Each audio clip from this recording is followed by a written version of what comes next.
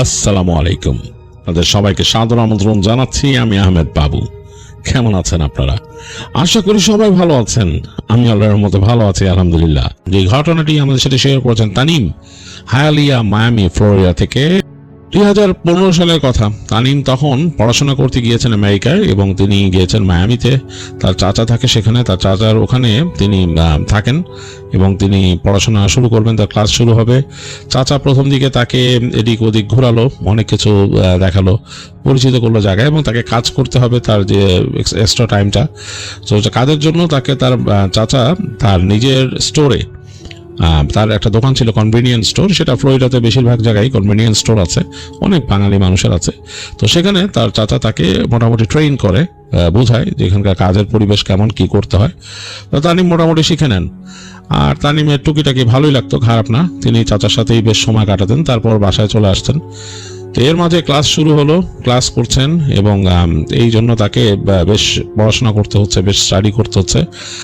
আর সন্ধ্যার পরে একটা সময় তার ফ্রি থাকে, সেটা হচ্ছে 5টা-6টার পর থেকে বিকালে রাত 11টা-12টা পর্যন্ত ফ্রি থাকে। এই সময়টা সে সেই তার চাচার দোকানে গিয়ে সময় দেন, একটু কাজ করেন, প্র্যাকটিস করেন, বোঝেন। চাচাও তাকে খুশি হয়ে কিছু টাকা পয়সা দেয় আর কি। তো এইভাবে তানিম একটা পুরনো গাড়িও কিনে ফেলে এবং গাড়ি কেনার ফলে তার যে সুবিধা হয়, সে মোটামুটি রাস্তাঘাটও চেনা শুরু করে আশেপাশে। এরকম দেখতে দেখতে এক সময় তাদের সামার ব্রেক চলে আসে। তো সামার ব্রেকে মোটামুটি বেশ কয়েক মাস তার ছুটি আছে। তো তার চিন্তা হচ্ছে যে এই সময়ের মধ্যে তার কিছু টাকা ইনকাম করতে হবে এবং কিছু টাকা জমাতে হবে আর কি। তো এই চিন্তায় সে অনেককে বলা শুরু করে, পরিচিত যারা ছিল তাদেরকে এবং চাচার বন্ধু অনেককে। তো একজন তাকে বলে যে এখানে একটা স্টোর আছে, ওইখানে তুমি কাজ করতে পারো, কিন্তু তোমাকে ওখানে কাজ করতে গেলে তোমাকে যেতে হবে আর্লি, তোমাকে দুপুরে চলে যেতে হবে। ওখানে আসলে যে ওনার আছে সে ওখানে থাকে 1টা পর্যন্ত। 1টার পর থেকে তোমাকে রাত 12টা পর্যন্ত এখান থেকে, দুপুর 1টা থেকে রাত 12টা পর্যন্ত থেকে ওই স্টোরটা ক্লোজ করে আসতে হবে। তবে স্টোরটা হচ্ছে এমন একটা জায়গায়, ওই জায়গাটা কিন্তু একটু নির্জন হয়ে যায় সন্ধ্যার পরে, আর এমনি একটু এলোমেলো নেইবারহুডটা খুব একটা ভালো না। তো তানিম ঢাকার ছেলে, সে ঢাকায় জন্ম হয়েছে, ঢাকায় বেড়ে ওঠা এবং সেও রাফ নেইবারহুডেই বেড়ে উঠেছে। তো তার কাছে এগুলো কোনো বড় ব্যাপার না। সেই সে আঙ্কেলকে বলে, তার চাচার ফ্রেন্ডকে, যে আঙ্কেল আপনি দেখেন আমি করব। তো চাচার ফ্রেন্ড তাকে নিয়ে যায় ওইখানে। তো সেই দোকানটা ছিল একজন পাকিস্তানি ভদ্রলোকের দোকান। তো সেখানে গিয়ে সে দেখে তার সাথে কথা বলে সেই ভদ্রলোক এবং তাকে বলে যে ওকে, সো তুমি স্টার্ট করতে পারো, তুমি চাইলে আজকের থেকে স্টার্ট করতে পারো। তা তানিম ওই দিন রাজি না, বলে আমি আগামীকালকার থেকে আসবো। তো মোটামুটি তার সাথে একটা ডিড হয় যে তাকে কত টাকা পে করবে ইত্যাদি, এগুলো চিন্তা করে তানিম পরদিন ওখানে চলে যায়। ঠিক দুপুরে 1টা তার জয়েন করার কথা যায়। তো যাওয়ার পর সেই ওনার তাকে ভালো মতো সবকিছু বুঝায় যে এখানে এরকম সবকিছু বোঝা যায়। তার চাচার দোকানের সাথে অনেকটাই সিমিলার, সবকিছু তো একই রকম আছে। তো এগুলো দেখে সেই লোকটা বলে যে রাতের বেলা ক্লোজিং এর আগে আমাকে কল করলে আমি বলে দিব কিভাবে ক্লোজিংটা করতে হবে ইত্যাদি ইত্যাদি, অথবা আমি আজকে আসবো, এসে দেখাই দিব, পরের দিন থেকে তুমি করতে পারবা। তো তানিম বলে ওকে। তো লোকটা চলে যায়। তানিম সারাদিন ব্যস্ত ছিল, বিভিন্ন কাস্টমার আসে, বিভিন্ন এসে। তো এর মধ্যে তাকে এলাকার মানুষজন বলে, দু একজন এসে যে বলে ফাইনালি তোমাদের ওনার একজন পাইছে। তো বলে বলে তো কাউকে পায় না, নিজেই কাজ করে, যাই আসে চলে যায় এখান থেকে। তানিম বলতেছে যে কেন চলে যায়, ওনার ব্যবহার কি খারাপ? আমি তো দেখলাম ব্যবহার যথেষ্ট ভালো, নাইস পার্সন এসে। তো ওই কৃষ্ণাঙ্গ যে এসে তাকে বলতেছে আরে না ওইটা ব্যাপার না, তার ব্যবহার অনেক ভালো, সে খুব ভালো মানুষ। সমস্যা হলো তোমাদের স্টোর এটা তো হন্টেড, এটার মধ্যে তো খারাপ জিনিস আছে। বলে ওই যে আফটার একজনের নাম বলে সে যখন এখানে ডাকাত হয়েছিল, ডাকাতরা তাকে মেরে ফেলছিল। তো এরপর থেকে এখানে কিন্তু আর মানুষ কাজ করতে পারে না, ওকে দেখে এখানে। তো তানিম একটু অবাক হয়ে যায়। সে ওই কৃষ্ণাঙ্গরে জিজ্ঞেস করে যে তুমি এখানে কি তুমি দেখছো যাকে এখানে মারছিল? বলে যে হ্যাঁ, সে তার সাথে আমি এরকম আমি তো এখানকার নেইবার, আমি আসি যাই গল্প করতাম, খুব ভালো একটা মানুষ ছিল, বাট ও আসলে চলে যাওয়ার পর অনেকেই ভয় পায়, আমি নিজেও মনে হয় দরজার ভিতর ধরে দেখছি। তানিম বলে কি বলে যে হ্যাঁ, তোমাদের এই স্টোর বন্ধ হওয়ার পরে আমি এদিক দিয়ে যাচ্ছিলাম রাত্রেবেলা, আমি একদিন রাত্রেবেলা দেখি তোমাদের স্টোরের ভিতর থেকে যেন তাকায় আছে, আর আমি ড্যাম শিওর এটা অমুক ছিল, যে চলে গেছে তার নাম বলে। আসলে নামটা এখানে আমি উল্লেখ করতেছি না, বিকজ এটা আসলে লোকালিটির ঘটনার জন্য, ওখানকার অনেক কমিউনিটির অনেকে হয়তো এরকম জেনে থাকে এরকম ব্যাপারের জন্য তানিম যেহেতু নিষেধ করছে, আমিও নামটা উল্লেখ করতেছি না। তো বললো যে ওই কৃষ্ণাঙ্গ বলতেছে যে আমি দেখছি তোমাদের এখান থেকে, আমি তো প্রচন্ড ভয় পেয়েছিলাম, কারণ সে মনে হচ্ছিল যে ওই ভেতর থেকে তাকায় আছে আমার দিকে। তো সে ওই তখন তানিম তারা বলে গেট আউট অফ হিয়ার, তুমি আমার ভয় দেখানোর চেষ্টা করতেছো, এগুলো আই এম নট বাইং ইট, আমি এইসব কিনি না। আচ্ছা যাক, তুমি কি করতেছিল করো তুমি। তো এই কৃষ্ণাঙ্গ তার ওখান থেকে ড্রিঙ্কস কিনে চলে যায়।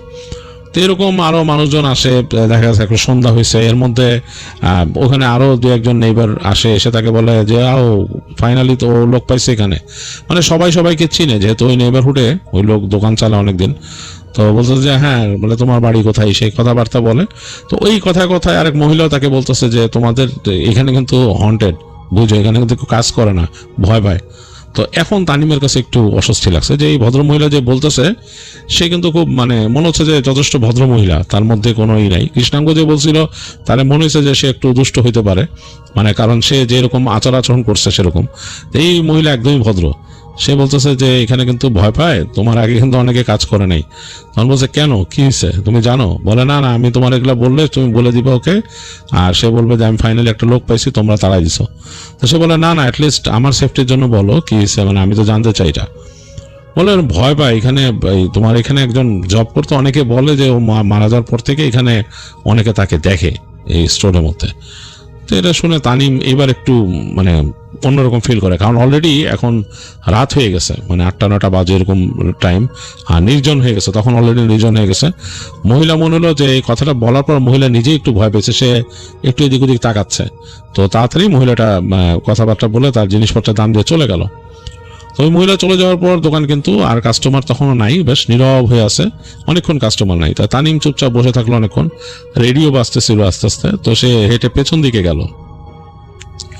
স্টোরের পেছনে হচ্ছে তাদের ওখানে জিনিসপত্র রাখা থাকে, মানে স্টকের জিনিসপত্র, তারপর তাদের সিঙ্ক, তারপর ফ্লোর মপ করা জায়গা ইত্যাদি ইত্যাদি।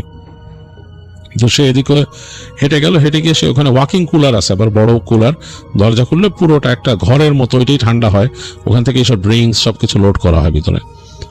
তো সেই দিকে হেঁটে গেল, হেঁটে গিয়ে সে কুলার খুলে ভিতরে ঢুকলো, বেশ ঠান্ডা ভিতরে। কুলারের ভিতরে আলাদা বাতি জ্বালানো যায়, বাট জ্বালান লাগে না, যেহেতু প্রত্যেকটা ডোরের মধ্যে বাতি আছে, সেটা বাতিতেই ভেতরে মোটামুটি দেখা যায়। তো তানিম দেখতেছে যে কি কি শেষ হয়েছে ওখানে প্রোডাক্ট, সেগুলো ঢুকাই দিতে হয় জায়গা মতো। তো হেঁটে গিয়ে সে টুকিটাকি যা যা প্রোডাক্ট শেষ হয়েছে ঢোকানো শুরু করলো এগুলা। তার কাছে হঠাৎ করে মনে হলো যে তার কুলারের দরজাটা খুলে গেল, ঠস করে মনে খুলে গেল এরকম। তো তানিম অবাক হলো, কিরে ওটা কিন্তু লাগা হচ্ছে একদম মানে ক্লিপের মতো দরজা, মানে কাট করে লেগে যায় এরকম, এটা মনে হলো খুলে গেল। তো তানিম বললো কিরে এটা খুললো কে, মানে কেউ বাইরে থেকে টান না দিলে খোলার কথা না। সে তাকায় দেখতেছে ওদিকে খোলা, মানে হালকা ফাঁক। তো তানিম তাড়াতাড়ি হেঁটে কুলারের শেষ মাথায়, সে ভাবছে কেউ আসছে নাকি, ভেতরে ঢুকছে নাকি, সে হয়তো খেয়াল করে নাই, কারণ তার কুলারের এই পাশে ডোরের ভেতর দিকে কিন্তু ভেতর দিকটা দেখা যায় স্টোরের, তার কাউন্টারটাও দেখা যায়, যেখানে তার ক্যাশ কাউন্টার আর কি। তো সে ওই দরজার কাছে আসছে হেঁটে, যে কেউ ঢুকে গেছে নাকি গোপনে। এই সময় তো একটু ঢাপ করে আবার দরজাটা মনে চাপ দিয়ে কেউ লাগাই দিল। আর চাপ দিয়ে কিন্তু লাগাইতে পারে মানুষ, মানে যদি কেউ বাইরে থেকে চাপ দেয় তাহলে কিন্তু ঠাস করে আটকায় যাবে এবং ক্লিপটাও আটকায় যাবে ওইখানে। তো জাস্ট লাইক দ্যাট ওইটা কিন্তু ওইভাবে আটকায় গেল, ঠাস করে আটকায় গেল দরজাটা। তো তানিম অবাক হয়ে গেল যে কিরে এই দরজার ধাক্কা দিয়ে কে আবার লাগাই দিল এরকম। তো সে ভেতর থেকে এরকম আছে, নবের মতো আছে, ওইটা চাপ দিয়ে দরজাটা খুললো, খুলে বেরোলো, বেরোয় ডানে বামে তাকাইলো, কেউ নাই, স্টোর ফাঁকা, তখনও কোনো কাস্টমার আসে নাই। আর ভেতরে একটা ডোর চাইম আছে, একটা ইলেকট্রনিক চাইমও আছে, টুং টুং করে ঘন্টা বাজে দরজা খুঁটলে গো। তো ওরকম কিছু নাই, মানে স্টোরের মধ্যে হালকা রেডিও বাজতেছিল, গান বাজতেছে। সে কুলারটা লাগাই দিল, ডান দিকে তাকাইলো, শরীরটা ঠান্ডা ঠান্ডা লাগতেছে, তাকায় দেখতেছে ওই পাশে তার সিঙ্ক, বড় সিঙ্ক, তার নিচে মপ রাখা, তারপর বাথরুম দুইটা। তো সে ঘুরে স্টোরের দিকে যাওয়ার চেষ্টা করতেছে, মানে ঘুরে স্টোরের দিকে যাবে আর কি। এই সময় সে ফিল করলো যে তার যে বাথরুমের দরজাটা সেটা কট কট কট কট করে খুললো, লাগাইলো 2-3বার করে, এরকম করে কেউ মানে সামনে পিছনে করলো। তো তানিম তাকে একটু ভয় পাইছে, মানে সে একটু ভয় পেয়ে গেছে ঘটনাটা কি। এই সময় সে ওই ডোর চাইম শুনলো, মনে হলো দরজা খুলে কেউ ঢুকলো, যে টিং টিং করে উঠে সেরকম। সে তাড়াতাড়ি হেঁটে কাউন্টারের দিকে যাচ্ছে, এই সময় মনে হলো বারবার বাজা শুরু করলো, টিং টিং টিং টিং। ওটা কিন্তু সেন্সরের জন্য হয়, মানে একটা সেন্সর, মানে সামনে দিয়ে যখন এটা দরজাটা খুলে সেন্সর থেকে চলে যায়, তখন দরজা লাগানোর মধ্যে সেন্সর বারবার টিং টিং করতেছে। তো তানিম একটু ভয় পেয়ে কাউন্টারে যেয়ে বসছে। তো সে তো অনেক হরর মুভি দেখে, অনেক কিছু দেখে। তানিমের মাথার মধ্যে চিন্তা হলো যে আসলেই মানুষজন বলছে এরকম কিছু আছে নাকি। কিন্তু আশেপাশের যে লাইট, স্টোরের মধ্যে এত লাইটিং, বা সে বাইরে দরজার বাইরে দিয়ে দূরে দেখা যাচ্ছে রাস্তা, তার বাসার মানে স্টোরের সামনে রাস্তাটা চিকন একটা রাস্তা, সেটা হচ্ছে গলি, আসলে নেইবারহুডের গলি। কিন্তু সেটারও যে আলো, এগুলো দেখে তার কাছে মনে হইতেছে না যে হরর কিছু এরকম ঘটবে। বাট অনেক হরর মুভিতে অনেক কিছু দেখায়, যেটা ভয়ও পাইছে। এর মধ্যে তার দেখলো যে একটু পরে দরজা খুলে তার যে ওনার ঢুকলো, এসে ঢুকে মানে তাকে বললো কি অবস্থা, কেমন গেছে সবকিছু। সে বললো যে ভালো। বলে আমি একটা আগেই চলে আসলাম তোমাকে হেল্পিং, সাহায্য করতে ক্লোজিং এ, টুকিটাকি জিনিসপত্র বুঝাই দিই সবকিছু, আর আসো লাস্টে ক্লোজিংটা আমরা দুজন মিলে করি, তাহলে তুমি বুঝতে পারবা। তো তানিম বলে আচ্ছা ঠিক আছে। তো সেই বস মিলে আর সে মিলে দুজন মিলে কাজ করতেছে, এটা ওইটা ক্লোজ করতেছে, কুলার ভরতেছে এটা।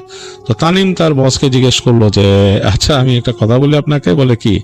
বলে আমাকে এরকম দুইজন এসে বললো যে এখানে নাকি এরকম এরকম ঘটনা, মানুষ ভয় পায়, কে নাকি কাজ করতো মারা গেছে। তারপরে থেকে দেখা গেল যে মানে সে খেয়াল করলো হঠাৎ যে তার যে ওনার মুখটা একটু শক্ত হয়ে গেল। তো সে চুপ করে থেকে বললো যে হ্যাঁ এখানে মারা গেছে একজন, এবং সে তোমাদের দেশেরই লোক ছিল, তোমাদের দেশেরই মানুষ ছিল, মারা গেছে, এখানে ডাকাতরা মেরে ফেলছিল। তো এটা তো আসলে মানে ওরকম কিছু না, এটা মানুষ বানায় নিচ্ছে কথা। মানুষ চেষ্টা করে এগুলো বললে যাতে আমার দোকানটা উঠে যায়, এর জন্য বলে। আর এই কারণে আমি এমপ্লয়ও পাই না। আমি তো চেষ্টা করি আমাদের নিজেদের মানুষজন রাখার জন্য, যে এই আমাদের সাবকন্টিনেন্টের যারা আছে তাদের মধ্যে মানুষ রাখার জন্য। তো ওরা আসলে এটা পছন্দ করে না, ওরা চায় যে এখানে মানে অন্য মানুষ কাজ করুক ইত্যাদি ইত্যাদি, এইসব কারণে বলে। তো এটা নিয়ে টেনশন করো না, এগুলো কিছু না, এসব আজ এটা দোয়া পড়ে নিবা, ভয় পেলে দোয়া পড়বা। সব জায়গায় তো ভয়ের জিনিস থাকতে পারে, দোয়া পড়বা, বাট ওরকম কিছুই নাই এখানে, ওরকম মনে হয় না। আমি নিজে কখনো কিছু দেখিনি অ্যাটলিস্ট। তাই বলে ওনার বলে যে আমি নিজে কিছু দেখিনি, এই হচ্ছে ব্যাপার।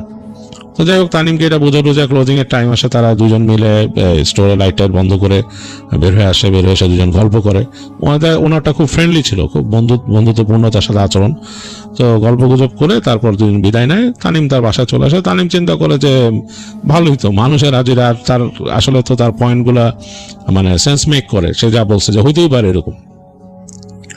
তো তানিম সুন্দর করে ওই দিন রাতের বেলা বাসায় যায় তার মতো এটা ওইটা করে, কম্পিউটারে কাজ করে, তার টুকিটাকি কাজকর্ম করে রাতের বেলা দেশে কথাবার্তা বলে ঘুমায় যায়। পরদিন সারাদিন যায়, সে দুপুরবেলা আবার চলে আসে কাজে। আজকে কাজে এসেও সে কাজ শুরু করছে এবং মোটামুটি এটা ওইটা করতেছে। তো এক সময় তার ওনার তো বিদায় নেয়, সে শুরু করার কিছুক্ষণ পরে ওনার চলে যায়। তো এই বিকালের দিকে আবার সেই কৃষ্ণাঙ্গ আসে, আরো মানুষ আসে। তো ওই কৃষ্ণাঙ্গ বলছে বাহ তুমি তো সেকেন্ড দিনও ব্যাক করছো, খুবই ভালো জিনিস, তাহলে তুমি ভয় পাও নাই, বেশ জোস, আমি একটা পার্টনার পাইলাম গল্প গুজব করার জন্য, এই সেই। তো তানিম ওরে আর খুব একটা পাতা দিচ্ছে না, কারণ তানিম মনে করতেছে যে তারে তো আসলে উল্টা পাল্টা পড়াইতেছে এই লোক, আসলে তারা চায় না যে সেখানে কাজ করুক। তো তানিম তারা খুব একটা পাত্তা দিল না, কাজকর্ম করলো। তো করতে করতে অলরেডি এরকম রাত হয়ে গেছে, ওরকম 9টা 9:30 বাজছে। তো মানে স্টোর স্লো, এখন আর মানুষজন নাই। সে তখন আবার তার মতো ক্লিনিং করবে, কুলার টুলার ভরবে, এগুলো করবে। তো সে সুন্দর করে চলে গেল তার কুলারে। দরজা খোলা রেখেই যেত, কারণ সে জানে যে চাইম বাজে, এবং চাইমের একটা সাউন্ড কিন্তু ঠিক তার কুলারের সামনে আছে। তো সে কুলার ভরতেছে। ওই দিন মোটামুটি দিনের বেলা বিকালবেলা বেশ খালি হয়েছিল, সেও আর এগুলো রিভিল করে নাই। তো মোটামুটি অনেক খালি হয়েছে। তো সে ভালো মতো এগুলো ভরতে ভরতে সে ঠান্ডা হয়ে গেছে, অনেকক্ষণ লেগে গেছে।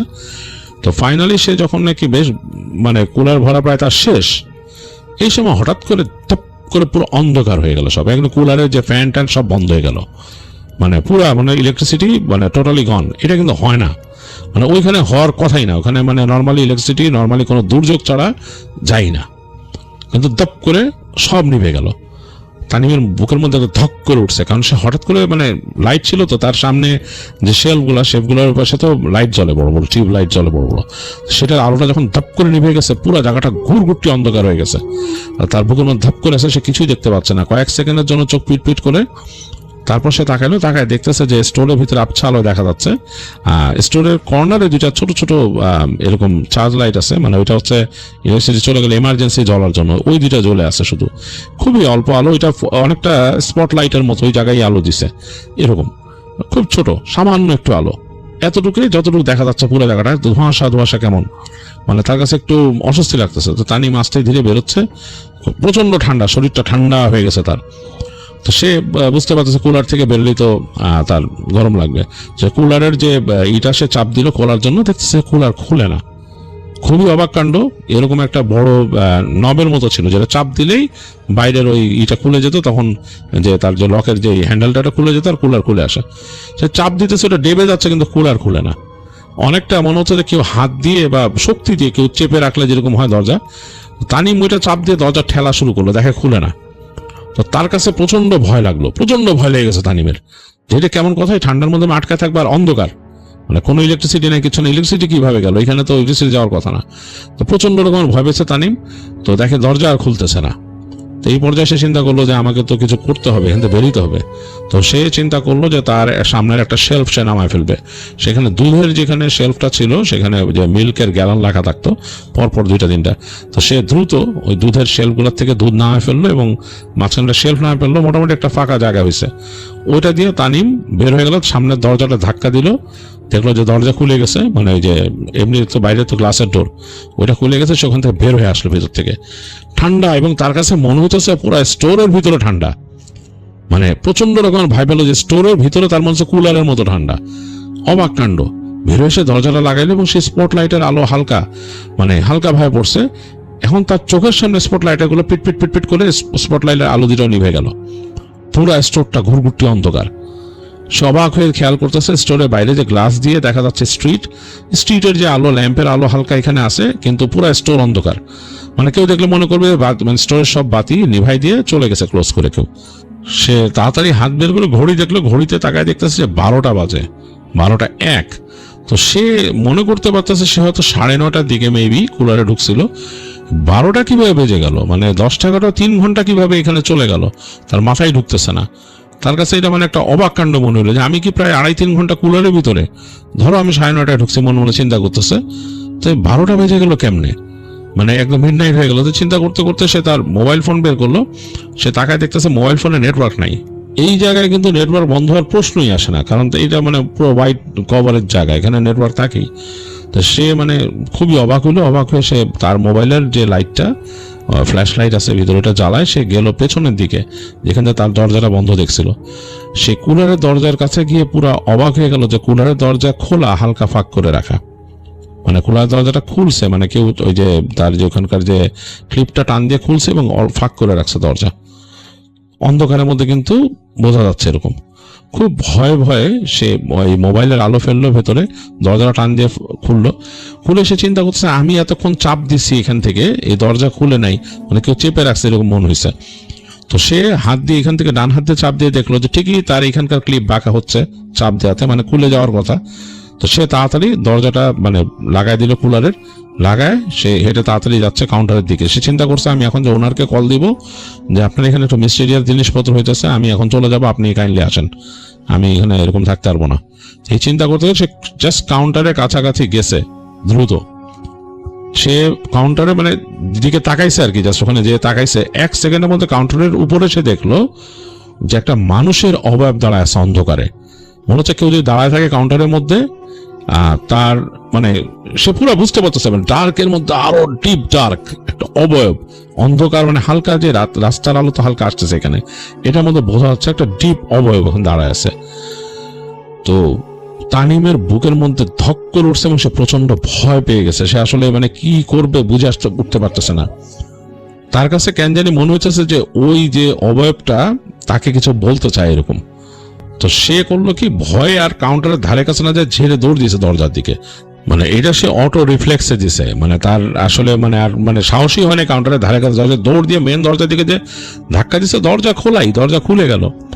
সে দরজার বাইরে এসে পড়লো, তার পকেটের মধ্যে চাবি ছিল, স্টোরের চাবিটা তার এখানে মানে বেল্টের সাথে লাগানো ছিল এই দিয়ে। তো চাবিটা সে বের করছে, করে দরজাটা লাগাবে, হাত কাঁপতেছে থরথর করে। এই সময় দেখলো ধুম করে মানে পুরা স্টোরের মধ্যে বাতি জ্বলে উঠলো সবগুলা, মানে ভেতরের বাতি, একদম সামনে বাতি ছিল, সবই জ্বলে উঠলো একবারে।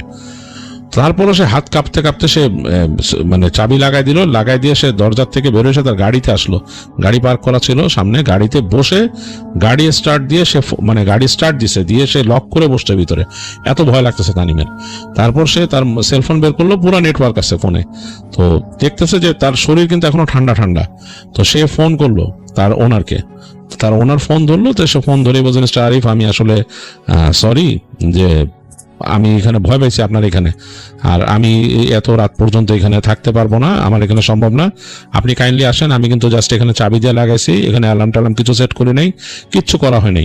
এখন মনে হয় 12:30-র উপরে বাজে, আমি এখন চলে যাব। তো স্টোর যে তাদের ওনার সে বলতেছে, কি বলতেছে এখন 12:30-র উপরে বাজে, তোমার কি মাথা ঠিক আছে? তুমি তাকায় দেখো কয়টা, ঘড়ি দেখো তুমি। তো সে ঘড়িতে তাড়াতাড়ি তাকাইলো, তাকাইতে গাড়ির যে স্টিরিও সেটার মধ্যে 11:11 বাজে। তো সে বলতেছে যে আশ্চর্য, তো নিজের সাথে সাথে সে তাকাইলো তার মোবাইলের ইসের দিকেও, দেখলো যে হ্যাঁ 11:11 বাজে, আর তার সামনে 11:12 বাজলো। তো তখন সে ফোন ধরলো, বললো মিস্টার আরিফ, মানে সামথিং ইজ ভেরি রং, কিছু একটা এখানে রং আছে, প্লিজ আমি থাকতে পারবো না, আপনি আসেন, এসে ক্লোজিংটা করেন, আমি চলে যাবো এখানে, আমি তালা মেরে আমার গাড়িতে বসে আছি। তো তিনি বললেন যে ওকে, আমারে আধা ঘন্টা সময় দাও। তো তিনি বললেন যে আপনি তাড়াতাড়ি আসেন। তো সে মোটামুটি দরজা বন্ধ করে চুপচাপ ওখানে বসে আছে, মানে প্রচন্ড ভয়। তানিম সে আসলে ওখান থেকে নড়তে পারতেছে না, আবার চলে যেতে পারতেছে না, যেহেতু একটা রেসপন্সিবিলিটি দেওয়া তার কাছে, দোকানের কিছুই বন্ধ করে নেই, ভিতরে লাইট টাইট। তো অনেকক্ষণ বসে আছে। তো তার কাছে একসময় মনে হলো দোকানটা এরকম একতলা বাড়ির উপরে, তো তার কাছে কেন জানি মনে হলো যে দোকানের যে ছাদের উপরেও সে একটা এরকম অবয়ব দেখতেছে। অবয়বটা মনে হচ্ছে একদম কুচকুচে কালো একটা অবয়ব, ডার্ক একটা অবয়ব। ওইটা কোনো মানুষের মতো মানে শরীরে ড্রেস বা কিছু না, মনে হচ্ছে বোঝা যাচ্ছে অন্ধকারের মধ্যে একটা আরো গাঢ় অন্ধকার।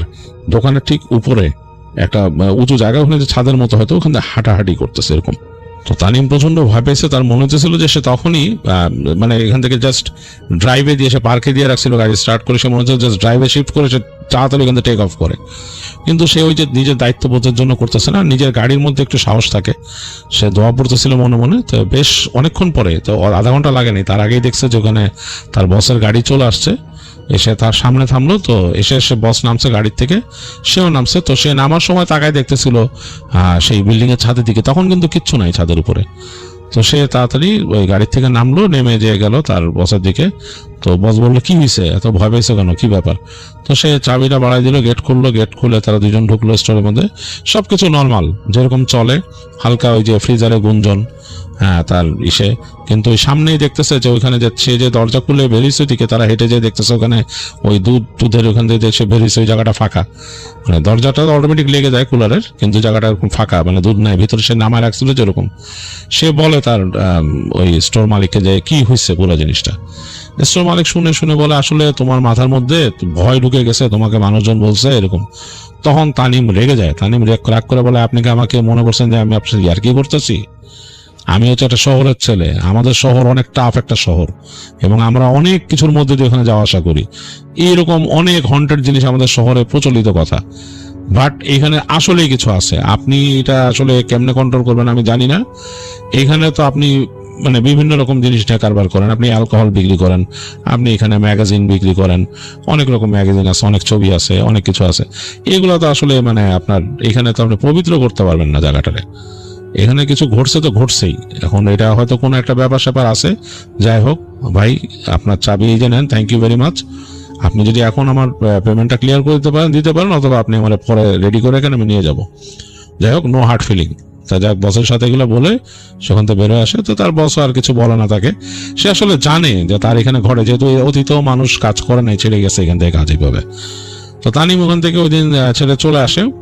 তানিম ভয় পাইছে, এরপর কয়েকদিনই সে ভয় পাইতো। রাতের বেলা সে যখন থাকতো, সে তার চাচার বাড়িরই, চাচার একটা বড় বাসা আর কি, বাসার পেছন দিকেই তার রুমটা ছিল। তো ওই জায়গাটা আবার একটু এলোপ, মানে একটু আলগা, মানে জায়গাটা, মানে তার যে রুমটা লিভিং রুমের এই সাইডে, ওখান থেকে হেঁটে গেলে তার ওই অ্যাটাচড বাথরুম কিন্তু নাই, তাকে হেঁটে যেতে হতো কমন বাথরুমের দিকে। তো রাতের বেলা যখন সে বেরিত রুমের থেকে, তার কাছে একটু ভয় লাগতো এই তার বাথরুমে যেতে আর কি, কারণ পুরা দেখতো ডাইনিং স্পেসটা ফাঁকা, অন্ধকার, আর তাদের কিচেনটা দেখা যেত, কিচেনের জানলার পাশে তার লেক, ওই তাদের বাসার পাশে একটা লেক আছে, লেক। তো একটু ভয় লাগতো তানিমের কাছে। তো আস্তে আস্তে ঠিক হয়ে যায়, এগুলো আর ই করে না। তো ওই স্টোরটার কথা তানিম বলছে যে ওইটা আসলেই ইসের, এবং পরবর্তীতে উনি নাকি ওরকম ভাবেই যে ওনার চালাইছে, তিনি ওই অনেক বিদেশিকে রাখছিলেন কাজের জন্য, তারাও ভয় পাইতো, এবং মানুষজন বেশি দিন থাকতো না এখানে। তো এই ছিল তানিমের ঘটনা। তানিম যেটা শেয়ার করলো আমাদের কাছে, আমার কাছে বেশ ইন্টারেস্টিং লাগছে, আমি বেশ রিলেট করতে পারছি, কারণ ওই সব অঞ্চলে আমার অনেক চলাফেরা হয়েছে। সো আমি মনে হয় দেখছিলাম পুরো জায়গাটাকে, চোখের সামনে দেখতে পাচ্ছিলাম পুরো সিনারিওটা। আমি সত্যি খুব সম্মানিত বোধ করছি যে আজকের এই এপিসোডে আমাকে ইনভাইট করেছেন। এখন যে এই ঘটনাটি আমি শেয়ার করব সেটাও আমাদের রাজবাড়ী জেলার ঘটনা। তো এটা একটা বিলের ঘটনা। তো এই বিলের অবস্থানটা আমি একটু বলি। এই বিলটা রাজবাড়ী জেলার সুলতানপুর ইউনিয়নের মধ্যে পড়ে গিয়েছে আর কি। তো সুলতানপুর ইউনিয়নের মানে ধর্মসী গ্রাম থেকে এটা আসলে শুরু। তো এটাকে মাসাইলের বিল বলে। এটা অনেক বড় বিল, কিন্তু মানে এমনি শুষ্ক মৌসুমে এটা অতটা বোঝা যায় না, কারণ সেখানে চাষাবাদ হয়। কিন্তু বর্ষাকালে, এই যে কিছুদিন পর থেকেই যেটা শুরু হবে বর্ষাকাল, তখন অনেক মানে এত সুন্দর পরিবেশ, এবং ওখানে যেই বাড়িঘরগুলো আছে মানে দ্বীপের মতো দেখা যায়, মনে হয় যে একটা সমুদ্রে অনেকগুলো দ্বীপ এরকম মনে হয়। খুবই সুন্দর একটা পরিবেশ আর কি ওখানে। তো আমি নিজেও ওই বর্ষাকালে আমি সেখানে গিয়েছিলাম, খুব ভালো লেগেছিল। এখন আমি ওই বিল রিলেটেড একটা ঘটনা আমি আপনাদেরকে শেয়ার করব। তো ওখানে এই ঘটনাটি রাসেল ভাই ফার্স্ট যে ঘটনাটি বলেছিলাম ওই যে 86 বা 87 সালের দিকে, এই ঘটনাটি ঠিক একই সময়ের দিকের ঘটনা। তো ওখানে নাসির নামে একটা ছেলে ছিল। তো ওদের বাসা ওই ওখান থেকে আরেকটু এগিয়ে গিয়ে একটা গ্রাম আছে, এটাকে আমার এই মুহূর্তে নাম মনে করতে পারছি না আর কি। তো যাই হোক, তো মনে পড়েছে বেলেশ্বর নামে একটা গ্রাম আছে ওখানে। তো ওই বেলেশ্বর গ্রামের নাসির নামে একটা ছেলে ছিল। তো ওদের বাড়িতে কিছু আত্মীয় স্বজন এসেছিল রমজান মাসে। এটা ওই সময়টাও ছিল রাসেল ভাই রমজান মাস, বর্ষাকাল। তো রমজান মাসে যখন এসেছিল, তখন রমজান মাসে আসার পরে তো ওদের একটা প্ল্যান ছিল যে যেহেতু আমরা এক সময় একটা আসলাম, তাহলে একটা কাজ করি, আমরা সারাটা দিন যদি একটু বিলে নৌকা নিয়ে একটু ঘোরাঘুরি করি, ইফতারের আগে বাসায় চলে আসবো। এরকম একটা পরিকল্পনা ছিল তাদের, এবং সত্যি তাই 3 জন মিলে তারা একটা নৌকা নিয়ে ওই মাসাইলের বিল দিয়ে তারা ঘোরাঘুরি করছে আর কি। তো তারা বেরিয়েছে 12টার দিকে। তারা চিন্তা করেছে আবার ঘন্টাখানিক করে আমরা ইফতারের আগেই মানে আসরের সময় আমরা ফিরে আসবো, এরকম একটা প্ল্যানিং তাদের ছিল। তো ওরা যখন ওখানে ঘোরাঘুরি করছিল, তো যখন ফিরে আসবে, বাসায় ফিরে আসবে, আসরের সময় হয়ে গেছে, ফিরে আসবে, তো তখন হঠাৎ ওই যে একটা দ্বীপের মতো যেই ঘরবাড়ি আছে যেখানে একটু উঁচু করে, কারণ বর্ষাকালে ওই ঘরবাড়িগুলো তাদের তলিয়ে না যায়, এই জন্য মাটি ফেলে ওই উঁচুতে ঘরবাড়ি করা হয় ওখানে। তো ওখানে হঠাৎ করে দেখে যে 20-25 জন লোক ওদেরকে ডাকছে, জোরে জোরে ডাকছে, এই বাবারা এদিকে আসো, এদিকে আসো, আমাদের একটু সমস্যা হয়েছে, এদিকে আসো। তখন ওরা চিন্তা করে যাই দেখি কি সমস্যা। তো ওনারা সেখানে যান। তো যাওয়ার পরে বলছে যে দেখে যে মানে নতুন বিয়ে হয়েছে, সদ্য বিবাহিত একটা দম্পতি আছে, বিবাহের মানে লাল শাড়ি পরা বউ আছে, জামাইও আছে সেখানে। তো বললো যে আমরা তো আসলে ওই পাশে, বললো যে এখান থেকে প্রায় 0.5 কিলোমিটার বা 1 কিলোমিটার দূরে আর একটা বাড়ি আছে। তো বললো তার একটু সামনেই তো এখন তো এই নতুন বউর শরীরে অনেক গহনা আছে, ডাকাতি হতে পারে, আমাদের নৌকায় একটু সমস্যা হয়েছে, মেরামত করতে সময় লাগবে, তো তোমরা একটু যদি হেল্প করতে, অন্তত এই হাজব্যান্ড ওয়াইফ যারা, এদেরকে একটু আগে আগে পৌঁছিয়ে দিয়ে আসো, সন্ধ্যার আগে পৌঁছে দিয়ে আমরা পরে যাব। তখন ওনারা চিন্তা করলেন যে ঠিক আছে, যেহেতু ওনারা এইভাবে বলছেন, একটু উপকার করার দরকার। তো ওনারা জাস্ট শুধু, কারণ নৌকাটা ছোট ছিল, 5 জন ওঠার জন্য যদিও যথেষ্ট ছিল না, তারপরেও মানে ওরা ছিল 3 জন, এবং ওই হাজব্যান্ড ওয়াইফ 2 জন ওদেরকে উঠিয়ে তো বললো যে ঠিক আছে তোমরা চলে যাও। এখন রাসেল ভাই ওই ওনারা যে কোথায় যাবেন এটা জানতো না, শুধু জাস্ট ওই যেই হাজব্যান্ড যে ছিল যেখানে ওই মহিলার, তো তাকে জিজ্ঞেস করছিল যে আমরা কোন দিকে যাব। শুধু উনি কোনো কথা বলে না, শুধু হাত দিয়ে সামনে দেখে যে আপনি সামনের দিকে চলেন। তো নৌকা নিয়ে সামনে যাচ্ছে যাচ্ছে যাচ্ছে, অনেকক্ষণ হয়ে যায়, প্রায় 1 কিলোমিটার পার হয়ে গেছে। এদিকে কিন্তু রাসেল ভাই সন্ধ্যা নেমে আসছে, ওরা তো বাসায় গিয়ে ইফতার করবে, সন্ধ্যা নেমে আসছে, কিন্তু পথ আর শেষ হয় না, এবং ওই যে দ্বীপের মতো কোনো ঘর বাড়ির ওরা দেখা পায় না। মনে হচ্ছে যে একটা মানে সমুদ্র বা এমন একটা নদীর মধ্যে তারা পড়েছে যে তার কোনো কুল কিনারা দেখা যাচ্ছে না। তখন ওদের মানে ওরা বলে যে ভাই আমরা আসলে কোন দিকে যাচ্ছি, আমরা তো পথ ভুল করছি না? তখন আবার ওই জামাইটা মানে যেই বর সেজনে ছিলেন, সে আবার হাত দিয়ে দেখাচ্ছে সামনে, ওরা সামনের দিকে যাচ্ছে। কিন্তু সামনে যত যায় মনে হচ্ছে যে ওরা কোনো উত্তাল স্রোতের মধ্যে আস্তে আস্তে চলে যাচ্ছে, এবং যতটাই সন্ধ্যা হচ্ছিল মনে হচ্ছে যে নৌকা চালাতে অনেক কষ্ট হচ্ছে, এবং নৌকাটা আরো ভারী হয়ে আসছে। এখন ওরা চিন্তা করছে আমরা সারাদিন রোজা আছি, হয়তো বা এই কারণে শরীরের বল কমে গেছে, এই কারণে হতে পারে যে আমাদের ভারী মনে হচ্ছে। কিন্তু আমরা তো আগেও আসছি, মানে যে নাসির যে ছেলেটা বলছে আমি তো এর আগেও বর্ষাকালে আসি, এরকম স্রোত তো কখনো আমি বা এরকম দেখিনি, ঢেউ তো এরকম কখনো আমি দেখিনি, এখানে তো এরকম ঢেউ হয় না কখনো। তো একটু সন্দেহ লাগে রাসেল ভাই। আচ্ছা, কিন্তু যখন মাগরিবের আজান হয়ে যায়। আজান হওয়ার পরই রাসেল ভাই নৌকাটা এমন ভারী হওয়া শুরু হয় যে ওরা তিনজন মিলেও মানে বৈঠা দিয়ে নৌকাটা আগাতে পারছিল না। তখন ওদের বিশেষ করে নাসিরের মনে একটু সন্দেহ লাগে যে কি ব্যাপার, এমন হচ্ছে কেন। জি। তখন মানে ওরা ওই যখন সন্ধ্যা নেমে আসে, সন্ধ্যার পরে ওই নৌকায় যে দুইজন ছিল, এতক্ষণ শুধু মানে ওয়াইফের চেহারা দেখা যায় না, বড় ঘোমটা দিয়েছিল, শুধু যেই বর বেশে যে ছিল তার চেহারা দেখা যাচ্ছিল আগে দিনের বেলা। রাসেল ভাই যখন সন্ধ্যার পরে মানে অদ্ভুত রকমের দুটো চেহারা ওরা আবিষ্কার করলো ওদের নৌকায়। দেখলো নৌকার উপরেই আচ্ছা, যে মানে বধূ বেশে যে মেয়েটি ছিল তার ঘোমটা সে খুলে ফেলেছে এবং মানে অত্যন্ত কালো এবং বিকট চেহারার একটা মহিলা সে, এবং তার মাথার পুরা মাথার 1/3 জুড়ে মোটা মানে দাগে সিঁদুর দেয়া তার মাথায়। আচ্ছা। এবং ওই যে সাথে যে বরবেশের যে লোকটা ছিল তার চেহারাও বিকট আকার ধারণ করেছে। তখন এরা দুইজন মিলে যে কাজটা করে রাসেল ভাই, ওই বর এবং বধূ বেশে যে ছিল, এরা দুজন মিলে ওই তিনজনকে অ্যাটাক করে বসে এবং ধস্তাধস্তি হতে শুরু করে। আচ্ছা। এদিকে রাসেল ভাই যখন ওদের ফ্যামিলির লোকজন এই তিনজনকে খুঁজে না, যখন দেখে যে ইফতার সময় হয়ে গেছে ওরা আসছে না, তখন বিকাল হয়ে গেছে আসছে না, তখনই কিন্তু ওরা চিন্তা করেছে কোনো বিপদে পড়লো না তো, বেড়াতে আসছে দুইটা ছেলে, ওরা তো বিপদে পড়ে নাই। ওনারাও রাসেল ভাই একটা নৌকা নিয়ে বের হয়েছিল। আচ্ছা। নৌকা নিয়ে বের হওয়ার পরে তখন ওনারা দূর থেকে, তখন 5 ব্যাটারি লাইট ছিল আর কি, টর্চ লাইট ছিল, দূর থেকে টর্চ মেরে দেখছিল কোথাও দেখা যায় কিনা, এবং আশেপাশের লোকদেরকে জিজ্ঞেস করছে এরকম টাইপের তিনজনকে নৌকা নিয়ে কোথাও দেখেছো? তখন অনেকেই বলেছে যারা ওই মাছ ধরে রাসেল ভাই সন্ধ্যার আগে ফিরে আসছিল, তখন ওনারা বলতেছিল যে হ্যাঁ তিনটা ছেলেকে তো নৌকা নিয়ে যাওয়া দেখলাম। তখন রাসেল ভাই এখানে একটা বিষয়, যারা এসেছে ফিরছে তারা কিন্তু সবাই ওই নৌকায় 3 জনকে দেখেছিল, কিন্তু নৌকায় কিন্তু আসলে 3 জন ছিল না, ছিল 5 জন। কিন্তু যারা ফিরছিল ওরা কিন্তু কেউ নৌকায় 5 জনকে দেখে নাই, দেখেছে 3 জনকে। তখন ওরা যারা ওই এসেছিল তখন জানে যে অনেক সময় বর্ষাকালে এই সমস্ত জায়গায় কিছু ভয়ের ঘটনা ঘটে থাকে। তখন ওরা চিন্তা করেছিল আমাদেরকে আরো দ্রুত সামনের দিকে এগিয়ে ওদেরকে খুঁজতে হবে। তখন ভাই অনেক দূরে যখন এসেছে তখন টর্চ যখন মেরেছে তখন দূরে একটা নৌকা ওরা দেখছিল, তখন মনে হচ্ছিল যে 3 জন লোক একটা নৌকায় ধস্তাধস্তি হচ্ছে কোনো কিছুর সাথে, কিন্তু কার সাথে হচ্ছে সেটা দেখা যাচ্ছে না। তখন ওনারা দ্রুত নৌকা চালিয়ে সেখানে যান এবং 3 জনকে গিয়ে ওখানে অচেতন অবস্থায় পান। এবং আরেকটা জিনিস রাসেল ভাই, ওনারাও ওখানে গিয়ে আবিষ্কার করেন যে সত্যি সত্যি নৌকাটা এমন একটা জায়গায় যে ভয়ঙ্কর ঢেউ সেখানে ছিল, যে কোনো সময় ওই নৌকাটা যদি মানে উল্টিয়ে যায়, মানে ওরা তো অচেতন হয়ে গেছিল, ওরা কিন্তু আর সাঁতার কাটতে পারবে না, ওরা ওখানে মারা যাবে। তখন ওখান থেকে অচেতন অবস্থায় তাদেরকে উদ্ধার করা হয়।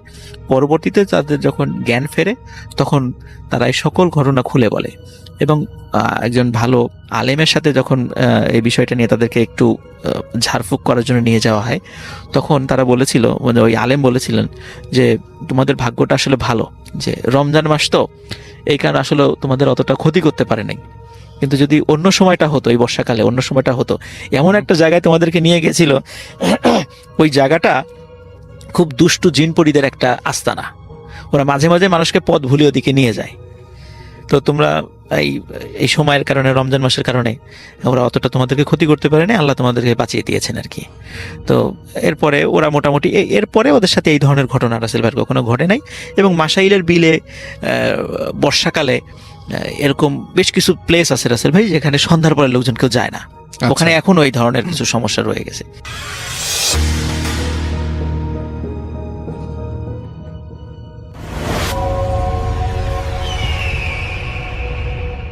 আসসালামু আলাইকুম লিসনার্স, সবাইকে আমন্ত্রণ জানাচ্ছি। আমি ডক্টর আলিফ। আশা করছি আপনারা সবাই ভালো আছেন, সুস্থ আছেন। আমাদের কাছে অনেকদিন পর ওহুদের ঘটনা এসছে। আপনারা মাঝখান দিয়ে এক ভাই তানজিম হাসান, ওনার বাড়ি টাঙ্গাইল, উনি আমাদেরকে সৌদি থেকে ওহুদের ঘটনা পাঠিয়েছিলেন। তো ওনার ভাষায় বলছি। আমি এর আগে 2টা ঘটনা বলেছিলাম ওহুদকে নিয়ে, আশা করি মনে আছে সবার। তারপরে আরো অনেক ঘটনা ঘটেছে, সময়ের জন্য আর লেখা হয়নি। ইনশাআল্লাহ একটা একটা করে সব ঘটনা বলবো সবাইকে। ওহুদ আসে এখনো, কিন্তু বেশি সময় দেয় না আমাকে, কিছুক্ষণ থেকে চলে যায়। আমি কোনো বিপদে পড়লেও সে আর এখন তাড়াতাড়ি আসতে পারে না, কেন জানি না। সেও কিছু বলে না আমায় এই বিষয়ে। ঘটনাটা আমার সাথে শুরু হয়েছে এই বছরের অক্টোবর মাস থেকে। আমি আমার আগের বাসা ছেড়ে দিয়ে নতুন বাসা নিয়েছি, আবারও নতুন বাসা নিতে হয়েছে। আগের বাসা থেকে যা 50 কিলোমিটার দূরে হবে। অক্টোবরের 1 তারিখ সব জিনিসপত্র নিয়ে নতুন জায়গায় চলে যাই। সেখানে গিয়ে জায়গাটা তেমন আমার পছন্দ হয় নাই, কেমন জানি একদম নীরব, খুব বেশি মানুষ নেই, যা কিছু আছে সব সৌদি মানুষজন এবং আজনবী আজনবী মানে নতুন মানুষজন, মানে এরকম অবস্থা আর কি। বুঝতে পারছি না কিভাবে থাকবে এখানে, মানে কথা বলার মতো বা কথা শোনার মতো লোকজনের অভাব আর কি। কিন্তু কি আর করার, পরে চাকরি করে তো আর নিজের মতো করে চলা যায় না। আর আমার এখানে কয়েকদিন কাজ ছিল না, তাই আস্তে আস্তে জিনিসপত্র সব রুমে গুছিয়ে রাখি। ভালো লাগে না সারাদিন একা, আর ওই জায়গায় মানুষ তেমন একটা নাই। আমি যেখানে থাকি একটা মানুষও নাই। বাইরে গেলে শুধু সৌদিদের সাথে দেখা হয়, বাংলাদেশ বা ভারতের বা পাকিস্তানের কেউ নেই যে বসে কথা বলবো বা কথা বলা যাবে। কি আর করার, একমাত্র সাথী এখন মোবাইল ফোন। সারাদিন শুয়ে শুয়ে শুধু মোবাইল ফোন দেখা, এভাবেই চলছিল। প্রায় 10 দিন চলে যায়। মোটামুটি একটু কাজও করতে হয় এখন। মালিক সেই আগের বাসা থেকে এখনও আসেনি, তাই ওরকম কাজ করতে হয় না। মালিক আসবে আরও 1 মাস পরে। কাজ শেষ করে রুমের সামনে গাড়িটা রেখে রুমে চলে আসি। দরকার ছাড়া বাইরে যাই না একদমই। প্রতিদিন এক জায়গায় গাড়ি রাখতাম, কে জানে যে জায়গাটা আসলে একটু ভয়ঙ্কর। কয়দিন পর রাতে ঘুমানোর পর দরজায় কেমন জানি একটা আওয়াজ শুনতে পাওয়া শুরু করলাম, বেশি জোরে। অনেক সময় ধরে হতো না আওয়াজটা, একটু হয়ে আবার বন্ধ হয়ে যেত। আমি ঘুমের মাঝেই মনে করতাম যে হয়তো বাতাসের শব্দটা হচ্ছে। এভাবেই কয়েকটা দিন যায়। তারপর মালিকের বাসায় সবাই এখানে চলে আসে। মালিকের বাচ্চা বউ সবাই এখন এই বাসায় থাকায় আমার একটু কাজও বেশি। যে কোনো সময় এদিক ওদিক যেতে হয়। মালিকের বাচ্চাগুলো রাস্তায় গিয়ে মাঝে মধ্যে খেলাধুলা করে। আমি যে জায়গায় গাড়ি রাখতাম ওখান দিয়েই বাসা থেকে রাস্তায় বের হতে হয়। এভাবে কয়েকদিন যাওয়ার পরে হঠাৎ একদিন রাত 12টার সময় আমার রুমে কে ডাক দেয় মালিকের ছেলে। বলে বাসার ভেতরে যেতে বলেছে মালিক। আমি কিছু বুঝতে পারিনি এত রাতে বাসার কি জন্য। তারপর আমি কিছুক্ষণ পর বাসার ভেতরে গিয়ে দেখি বাসার সামনে একটা হল রুম আছে। হল রুমে গিয়ে দেখি আমার মালিক আর তার 2টো ছেলেগুলো ছোট, আর একজন হুজুর টাইপের, হয়তো সম্ভবত কোনো মসজিদের ইমাম হবে, বসে আছে। পরে আমি তাদেরকে সালাম দেই। সালাম দেওয়ার পর মালিক আমায় বলে বসো। আমি এখনো জানি না কি জন্য এখানে আসলাম, কেন বা কি কারণ আমাকে ডেকেছে, আমাকে কিছুই বলেনি। আর এই লোকটাকে আমি কিছুই জানি না, আমি শুধু ভেতরে গেছি এই পর্যন্তই। ওখানে মালিকের 2টা ছেলে ছিল, একটার বয়স 12, একটার বয়স 11, আর একটা 7 বছরের হবে। ছোট ছেলেটা হুজুরের সামনে বসা, আর মালিক এবং মালিকের অন্য ছেলে সোফা সেটে বসে রয়েছে। আমার মাথায় আসছিল না আসলে কি, কোনোভাবেই আমি চিন্তা করতে পারছিলাম না কি দরকারে আমাকে ভেতরে আসতে বললো। নর্মালি আমি যেসব কাজ করি সব তো বাইরে করি, বাইরে থেকে করে কাজ করে শেষ হয়ে যায়, তো ভেতরে তো কখনো আসার জন্য বলে না। তা আজ হঠাৎ আমাকে কেন আসার জন্য বললো। পরে মালিক আমাকে বসতে বলে, তা আমি বসার জন্য ওই জায়গায় যাচ্ছি, আর মালিকের ছোট ছেলেটা আমাকে দেখে রাগে ফোঁস করতে থাকে। কি কারণে ছেলেটা ফোঁস করছে, আমার দিকে আসতে চাইছিল, মনে হয় এখনই আমাকে গলায় চাপ দিবে, এরকম ভাবে চাপ দিয়ে ধরবে, এরকম কিছু একটা চিন্তা ভাবনা করছে। আমি ভয় পাই, একটু পেছনে যাই। ছোট বাচ্চা তো, বাচ্চা ছেলে, বেশি বড় না। হুজুর ধমক দিয়ে পিচ্চিটাকে চুপ করায়। আমাকে অনেক খারাপ কথা বলে, অনেক গালি দেওয়া শুরু করে ছেলেটা। সবকিছু আরবিতে বলা, এসব আমি বুঝতে পারছিলাম না। সবকিছু না, কিছু কিছু বুঝতে পারছিলাম, কিন্তু আমার মালিক আর হুজুর সব বুঝে আমার দিকে তাকাচ্ছিল। এইভাবে অনেক সময় পার হয়ে যায়। পরে বাচ্চাটা একটু শান্ত হয়ে বসে। পরে হুজুর বাচ্চার সাথে থাকা জিনটাকে ভালোভাবে বসিয়ে তার সব কথা শুনতেছিল। তখন বাচ্চার সাথে থাকা জিনটা বলতে শুরু করে, আমি প্রতিদিন বাসার গেটের সামনে রাস্তায় শুয়ে থাকি, এইখানে আমার থাকার জায়গা। এই বাসায় মানুষ না থাকায় আমি অনেক শান্তিতে থাকি, কেউ এসে ডিস্টার্ব করে না, মানুষজন আশেপাশে দিয়ে চলে যায়, কেউ তো দাঁড়ায় না। কিন্তু এই ছেলেটা, মানে আমার কথা বলছে, আসার পর থেকে আমার সব কিছু গোলমাল করে দেয়, আমায় শান্তিতে থাকতে দেয় না। আমি যখন এখানে শুয়ে থাকি গাড়ি নিয়ে এসে আমার পাশে রাখে, আমার অসুবিধা হয়। মাঝে মাঝে তো আমার হাতে পায়ের উপরে গাড়ি রেখে চলে যায়, কিন্তু আমি কিছু বলি না যে ভুল করেছে। আমার জায়গায় যদি অন্য কোনো জিন জাতি থাকতো তাহলে এই ছেলেটাকে অনেক আগেই শাস্তি পেতে হতো। কষ্ট পেতে হতো। আমি ভালো দেখে কিছু করিনি এখনো, কিন্তু কতদিন মানুষের মতো আমাদেরও তো একটা লিমিট আছে।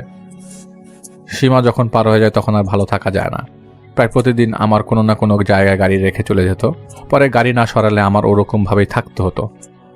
কিভাবে এত কিছু সহ্য করে থাকি বলেন। বেশি বাইরে যেত না, গাড়ির নিচে চাপা দিয়ে রাখতো আমাকে। অনেকদিন সহ্য করার পর আর সহ্য হয়নি, তারপর থেকে শুরু করলাম তার ক্ষতি করা। অনেক চেষ্টা করি প্রতিদিন যে কোনো না কোনোভাবে ছেলেটাকে শাস্তি দিব, একটু ভয় দেখালেও তো রাগটা কমে। প্রতিদিনই ছেলেটাকে শাস্তি দিতে পারতাম, কিন্তু কোথা থেকে যে এসে ছেলেটাকে কেউ আগলে রাখে। ওই হারামি মেয়েটা, একটা মেয়ে আছে তো সম্ভবত সে ওহুদের কথাই বলছে। মেয়েটার জন্য এত চেষ্টা করেও ছেলেটা কোনো ক্ষতি করতে পারলাম না। পরে আমি প্রায় আরও 4 জনকে নিয়ে আসি, এখানে নিয়ে আসি, কিন্তু তারপরও মেয়েটা ছেলেটাকে কীভাবে জানিস দূরে, মেয়েটা আমাদেরকে দূরে সরিয়ে দেয়। রাতে মাঝে মাঝে রুমের দরজায় অনেক শব্দ করতাম ছেলেটাকে বোঝানোর জন্য, ঘুম ভাঙানোর জন্য। আর ছেলেটা এত ঘুমায় যে সব কিছু শুনতে পায় না। আরও অনেকভাবেই ভয় দেখাতাম, কিন্তু কোনোভাবেই ভয় পাচ্ছিল না। বেশি ক্ষতি করব না, তাই যাতে কিছু না হয় সেই বিষয়ে খেয়াল রেখেই ভয় দেখাতাম। অনেকদিন চেষ্টা করেছি, কিছুই হয়নি। সব শেষে হাল ছেড়ে দিয়েছিলাম। পরে দেখলাম এই বাসায় অনেক লোক আসলো, একটু ভরসা পেলাম যে এইবার ভয় দেখাতে হবে, একজনকে তো ভয় দেখাতেই হবে। এই সব কিছু শুনে আমার মালিক আর হুজুর দুজনেই আমার দিকে অবাক হয়ে তাকিয়ে আছে। তারা মনে মনে ভাবছে যে কি হচ্ছে এইসব। আমি তাদের কথা কিছুই বুঝতে পারিনি, কারণ আমি আরবি সৌদিদের মতো বুঝি না। পরে আমার মালিক সব কিছু আমায় বলে বুঝিয়েছেন। পরে জিনটা আবার বলতে শুরু করলো, বাচ্চাটা একদিন খেলতে খেলতে রাস্তায় চলে আসছিল। আমি রাস্তায় শুয়েছিলাম, শুয়ে দেখছিলাম বাচ্চাটার খেলা। পরে মাথায় চিন্তা আসলো যে বাচ্চাটার সাথে একটু মজা নিয়ে আসি। বাচ্চাটাকে দূর ধরতে চাইনি। পরে আবার চিন্তা করলাম যে ছেলেটাকে তো কিছু করতে পারছি না, বাচ্চাটার সাথে এসে সবাইকে একটু বুঝিয়ে দিতে পারি, তাই বাচ্চাটার সাথে এসেছি। কিন্তু আর ক্ষতি করার কোনো চিন্তা ভাবনা আমার নাই। এইসব বলে জিনটা চুপ করে বসে রইল। পরে হুজুর জিজ্ঞেস করলো, তুমি কি এখন চলে যাবে? জিনটা বলে যে ছেলেটাকে ভালোভাবে মাফ চাওয়ার পর চিন্তা করে দেখব। পরে হুজুর জিজ্ঞেস করলো যে তুমি কি এখন চলে যাবে? জিনটা বলে যে ছেলেটা ভালোভাবে মাফ চাওয়ার পরে চিন্তা করে দেখব। আমি বসে সব শুনছিলাম। এটা শুনে বলে উঠলাম যে তোর কাছে আমি মাফ চাবো কেন? আমি তো অন্যায় করি নাই, তোর কাছে মাফ চাওয়া তো সম্ভব না। তুই গেলে জানা হয় ব্যবস্থা করছি। তুই রাস্তায় শুয়ে থাকিস, তোকে কেউ দেখতে পায় যে তোর পাশ দিয়ে চলে যাবে, বা আমি তোর উপর গাড়ি রাখিস, আমি কি তোকে দেখতে পাই তোকে? তুই তো মানুষ দেখিস, তাহলে তাদের দেখে সরে যা, অন্য জায়গায় যাস না কেন? ওখানে বসে থাকিস কেন? মানুষের লাথি খাওয়ার জন্য নাকি? তোর কপাল ভালো যে আমি তোকে দেখি না। গাড়ি নিয়ে এসে ওদেরকে যদি দেখতাম তুই শুয়ে আছিস, তাহলে তোর পায়ের উপরে না একদম মাথার উপরে গাড়ি রেখে চলে যেতাম। তারপরে বুঝতে পারতে যে মানুষ কী জিনিস, মানুষের আশেপাশে থাকলে কত কষ্ট করতে হয়। তোর কপাল ভালো যে বেঁচে গেছিস। বাঁচতে চাইলে এলাকা থেকে চলে যা। আমার কথা শুনে ভীষণ রাগ হয়, বকাঝকা দেওয়া শুরু করে দিল সে। আমার মালিক আর হুজুর আমার কথা শুনে অবাক হয়ে রইল যে সে ছেলে কি বলছে। আমি তো ভয় পাই না উহুদের জন্য, সে যেভাবেই হোক আমায় ক্ষতি করার চেষ্টা করছে, আমি এগুলিতে ভয় পাই না। পরে মালিক আর হুজুর মিলে জিনটাকে অনেক সময় ধরে বোঝায়, কিন্তু সে কোনোভাবেই রাজি হচ্ছিল না চলে যেতে। আমি বললাম যা হয়েছে, আর এখন ঝামেলা বাড়িয়ে লাভ নেই। অনেক সময় বোঝানোর পর সে রাজি হয়ে বলল যে তার সাথে এখানে যারা আছে তারা তাকে 2টা করে দুম্বা দিবে বা কিছু একটা দিলে এখান থেকে চলে যাবে অন্য কোনো জায়গায়, এখানে আর আসবে না, কারো কোনো ক্ষতি করবে না। বাসার কাছে একটা বাগান ছিল, ওখানে রাত 12টার পর দিয়ে আসতে হবে, পরে যেন কেউ না যায় ওই জায়গায়। পরে হুজুর বলে আচ্ছা ঠিক আছে, সমস্যা নেই, আমি দুম্বা দিয়ে আসবো তোদের জন্য, তোরা এখন চলে যা, আর কোনো সময় এখানে আসবি না। জিনটা রুমের দরজা খুলে দিতে বলে, পরে তারা ওখান থেকে চলে যায়। তার পরদিন আসরের নামাজ শেষ করে আমি আর আমার মালিক যাই মাজরায় দুম্বা কিনতে। 1300 রিয়াল করে 2টা দুম্বা কিনে নিয়ে আসি। রাতের বেলা হুজুর এসে দুম্বাগুলো দিয়ে আসে সেখানে বাগানে। এরপর থেকে আর কোনো সমস্যা হয়নি। এটা একটা ছোট ঘটনা ওনার কাছ থেকে আমরা পেয়েছি। এবং ভাই আপনাকে অনেক অনেক ধন্যবাদ, তানজিম ভাইকে অনেক ধন্যবাদ। আমি চাইবো যে আপনার উহুদের ঘটনা আমরা আরেকটু শুনি। তো আমরা একটা ছোট্ট ঘটনা আপনাদেরকে চাইলেই শোনাতে পারি। আমার কাছে একটা ঘটনা আছে, সাইফুল ভাই নামক এক ভাই আমাদেরকে একটা ঘটনা পাঠিয়েছেন। তিনি লিখেছেন, তিনিও বিদেশ প্রবাসী ভাই। তিনি আমাদেরকে ঘটনা, প্রবাস থেকে আজকে বেশ ঘটনা আছে আমাদের এখানে। তো উনি লিখেছেন, আমি আপনাদের সাথে কিছু ঘটনা শেয়ার করতে চাই। আমি একজন প্রবাসী, বিদেশ আসার পর এখানে অনেক কিছু ঘটেছে। আমার সাথে একবার ঘটেছে, আর বাকিগুলো আমি আমার বন্ধুদের কাছ থেকে শুনিয়েছি। ঘটনায় যাই। আমাদের কোম্পানির ব্লগ বানানোর জন্য আরেকটা কোম্পানি হতে লোক নিয়ে আসে। তো এই কাজ করার সময় একজন বাঙালি ভাই উপর থেকে পরে স্পট ডেড হয়ে যায়। তারপর থেকে ঘটনা শুরু। উনি মারা গেছেন আজ থেকে প্রায় 8 থেকে 10 বছর আগে। এখনো নাকি কেউ ওনার উপস্থিতি টের পায়। আমি তখনও কোম্পানিতে আসি নাই, এটা আগের ঘটনা। একজন বড় ভাই ছিল, তিনি কন্টিনিউ নাইট শিফটে কাজ করত এবং ডিউটি শেষ করে গাড়ির নিচে ঘুমাতো। তো এইভাবে একদিন গাড়ির নিয়ে তিনি ঘুমিয়েছিলেন গাড়ির নিচে। তো সাইট ফোরম্যান যে ছিল উনি আবার খুঁজছিলেন ওনাকে। তো একসময় ওনাকে খুঁজে পান, তো গিয়ে দেখেন উনি খুব হাঁপাচ্ছেন। তো ফোরম্যান ওনাকে জিজ্ঞেস করলেন, কি হলো, হাঁপাচ্ছেন কেন? উনি বললেন যে আজকে আমাকে প্রায় মেরেই ফেলেছিল, দেখেন না আমার গায়ে কতগুলো ধুলাবালি লেগে আছে, আমাকে কয়েকটা আচারও দিয়ে চট থাপ্পড় দিয়েছে। তো উনি অবাক হয়ে সে কে মেরেছে? তা তো দেখলাম না কে মেরেছে, আমার গাড়ির নিচ থেকে টেনে বের করলো আমাকে, আমার বাম পা ধরে টেনে বের করে 2-3টা আছাড় দিল, জামা কাপড় যেভাবে ধোয় সেভাবে আছাড় দিল, কয়েকটা চট থাপ্পড় দিল। এটাই ঘটনা। তো ঈদ বা ক্রিসমাসের ছুটির দিন জন্য 2 দিন বন্ধ ছিল। ছুটির আগে আমাদের এখানের একজনের ছোট একটা কাজ ছিল। আমরা যেখানে থাকি ওখানে উনি কাজের জায়গায় গেছেন, যেতে প্রায় 5-7 মিনিট সময় লাগে। তো ওখানে গিয়ে উনি কাজ করছিলেন, উনি ছিলেন গ্লাস রুমের ভেতরে। তো হঠাৎ তিনি বের হলেন ওয়াশরুমে যাওয়ার জন্য।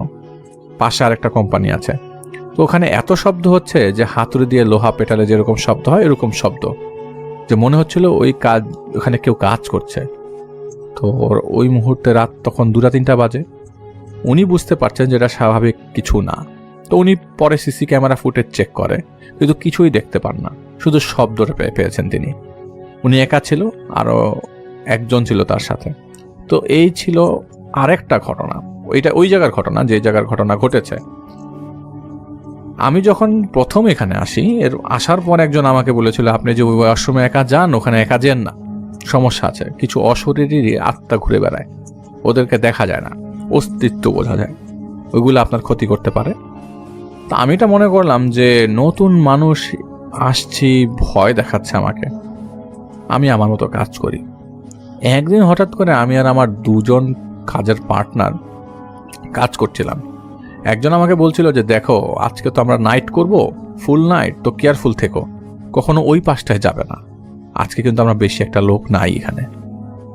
ওই পাশে একটু দেখে, মানে ও আমাকে ইশারা করে দেখালো যে ওই পাশে ওই এরিয়াটা, আবার দেখিয়ে বললো যে আমি ওখানে এখানে কাজ করছিলাম, দেখলাম কিছু একটা দাঁড়িয়ে আছে। ওকে দেখে আমি মোটেও মুভ করতে পারছিলাম না। অবয়বটার শেপটা এরকম ছিল যে অনেকটা লম্বা, চুলগুলো বড় বড়, একটা মেয়ের অবয়বের মতো লাগছিল আমার কাছে। আমিও আসলে নতুন মানুষের জায়গায় আমি গুরুত্ব দিইনি, ওরা ফাইজলামি করছে এটা ধরেই আমি মানে মানুষ একজনকে ভয় দেখাতে পারে, আমি নতুন মানুষ, আমাকে দেখে এটা করতেই পারে। কিন্তু ওই রাতে একটার সময় রাত 1টার দিকে আমার একটা ব্রেক টাইম, সারাদিন হার্ড ওয়ার্ক ছিল, রাতেও ডিউটি করলাম, আর কিছু কাজ বাকি ছিল, ওইটা আমরা 3জন মিলে করছিলাম। তো ব্রেক টাইমে হালকা কিছু খাওয়া দাওয়া করে আমি গিয়ে চুপচাপ শুয়ে পড়ি। একটা গাড়ির চিপাই গিয়ে ফ্যান চালিয়ে শুয়ে পড়ি আমি। এমন সময় যেন কি আমাকে ডাকছে, মামা মামা মামা, গেট আপ গেট আপ। কে ডাকছে আমি চিন্তা করছিলাম, উঠে দেখি কেউ নাই। আমি তখন আমার অন্য কাজের পার্টনারদের কাছে গিয়ে দেখলাম ওরা 2জন ঘুমাচ্ছে। তাহলে আমাকে ডাকছিল কে? আমি আবার গিয়ে শুয়ে পড়ি, ভাবছি ওরা হয়তো দুষ্টামি করছে। 3-4 মিনিট পর আবারও আমার কাছে সেই শব্দটা আসতে লাগলো, মামা মামা, গেট আপ গেট আপ। তখন উঠে পেছনে ঘুরে তাকিয়ে দেখি কি যেন একটা ছায়ার মতো চলে গেল। আমি ওই মুহূর্তে ভয় পেয়েছি, আমি একদম ঠান্ডায় জমে যাই। সাথে সাথে আমি আমার পার্টনারদের ডাকি, ওরা বলে কি হয়েছে? আমি বলি যে এই ঘটনা, তুমি কি আমাকে ডাকছিলে? ও বলে না, আমি তোমাকে ডাকিনি, আমি তো ঘুমাচ্ছিলাম। তাহলে কে আমাকে মামা মামা বলে ডাকলো? ওরা বলছে তোমাকে আগেই বলেছিলাম কেয়ারফুল, আমরা এখানে আছি, তুমি লাইট বন্ধ করে এখানেই বসো, তুমি এখানে কেন গেছো? এই ঘটনাগুলো গেল এখানে। এই কয়েকদিন আগের একটা ঘটনা, 10-15 দিন আগে, আমার রুমমেট ও নাইট ডিউটি, আমার রুমমেট এবং আমার 2জনেরই নাইট ডিউটি চলছিল। আমি 10টার দিকে ওয়াশরুমে গেলাম, একটু পরে আমার ডিউটি শেষ, আবার ও আমার নাম ধরে ডাকছে, সাইফুল এদিকে আসো এদিকে আসো, দেখো 2টা বিড়াল ঝগড়া লাগছে। 2টা বিড়াল ঝগড়া করছে, অথচ একটা বিড়ালের মাথা নেই, কিন্তু মাথা ছাড়া বিড়ালটার কোনো ব্লাডও বেরোচ্ছে না। ভালো একটা বিড়ালটার মাথা ছাড়া বিড়ালটাকে খামচা মারতে চেষ্টা করছিল, কিন্তু মাথা ছাড়া বিড়ালটা কোনোভাবেই পারছিল না। আমরা 3জন মিলে এই দৃশ্যটা দেখেছি একসাথে। এটা একই জায়গার ঘটনা, এবং এই একই জায়গার কয়েকটা মাল্টিপল ইনসিডেন্ট নিয়ে সাইফুল ভাই আমাদেরকে ঘটনা পাঠিয়েছেন উনি সৌদি থেকে, এবং তিনি সেই জায়গায় কাজ করতেন। তো কাজ করার মাঝে মাঝে তারা সবাই জানতো যে এই জায়গাটায় বেশ ভয়ের অনেক কিছু চলে, কারণ ওই জায়গায় একজন বাংলাদেশি লোক মারা গিয়েছিল অনেকদিন আগে এবং স্পট ডেড হয়েছিল। অনেকে অনেক কিছু দেখেছে। তো ওনার আসার আগের কিছু ঘটনা এবং ওনার আসার পরের কিছু ঘটনা, ওই জায়গা বেশ কিছু ঘটনা তিনি আমাদেরকে পাঠিয়েছেন। Thank you so much Saiful ভাই এবং তানজিম ভাইকে আমাদেরকে ছোট ছোট কিছু ঘটনা শেয়ার করবার জন্য।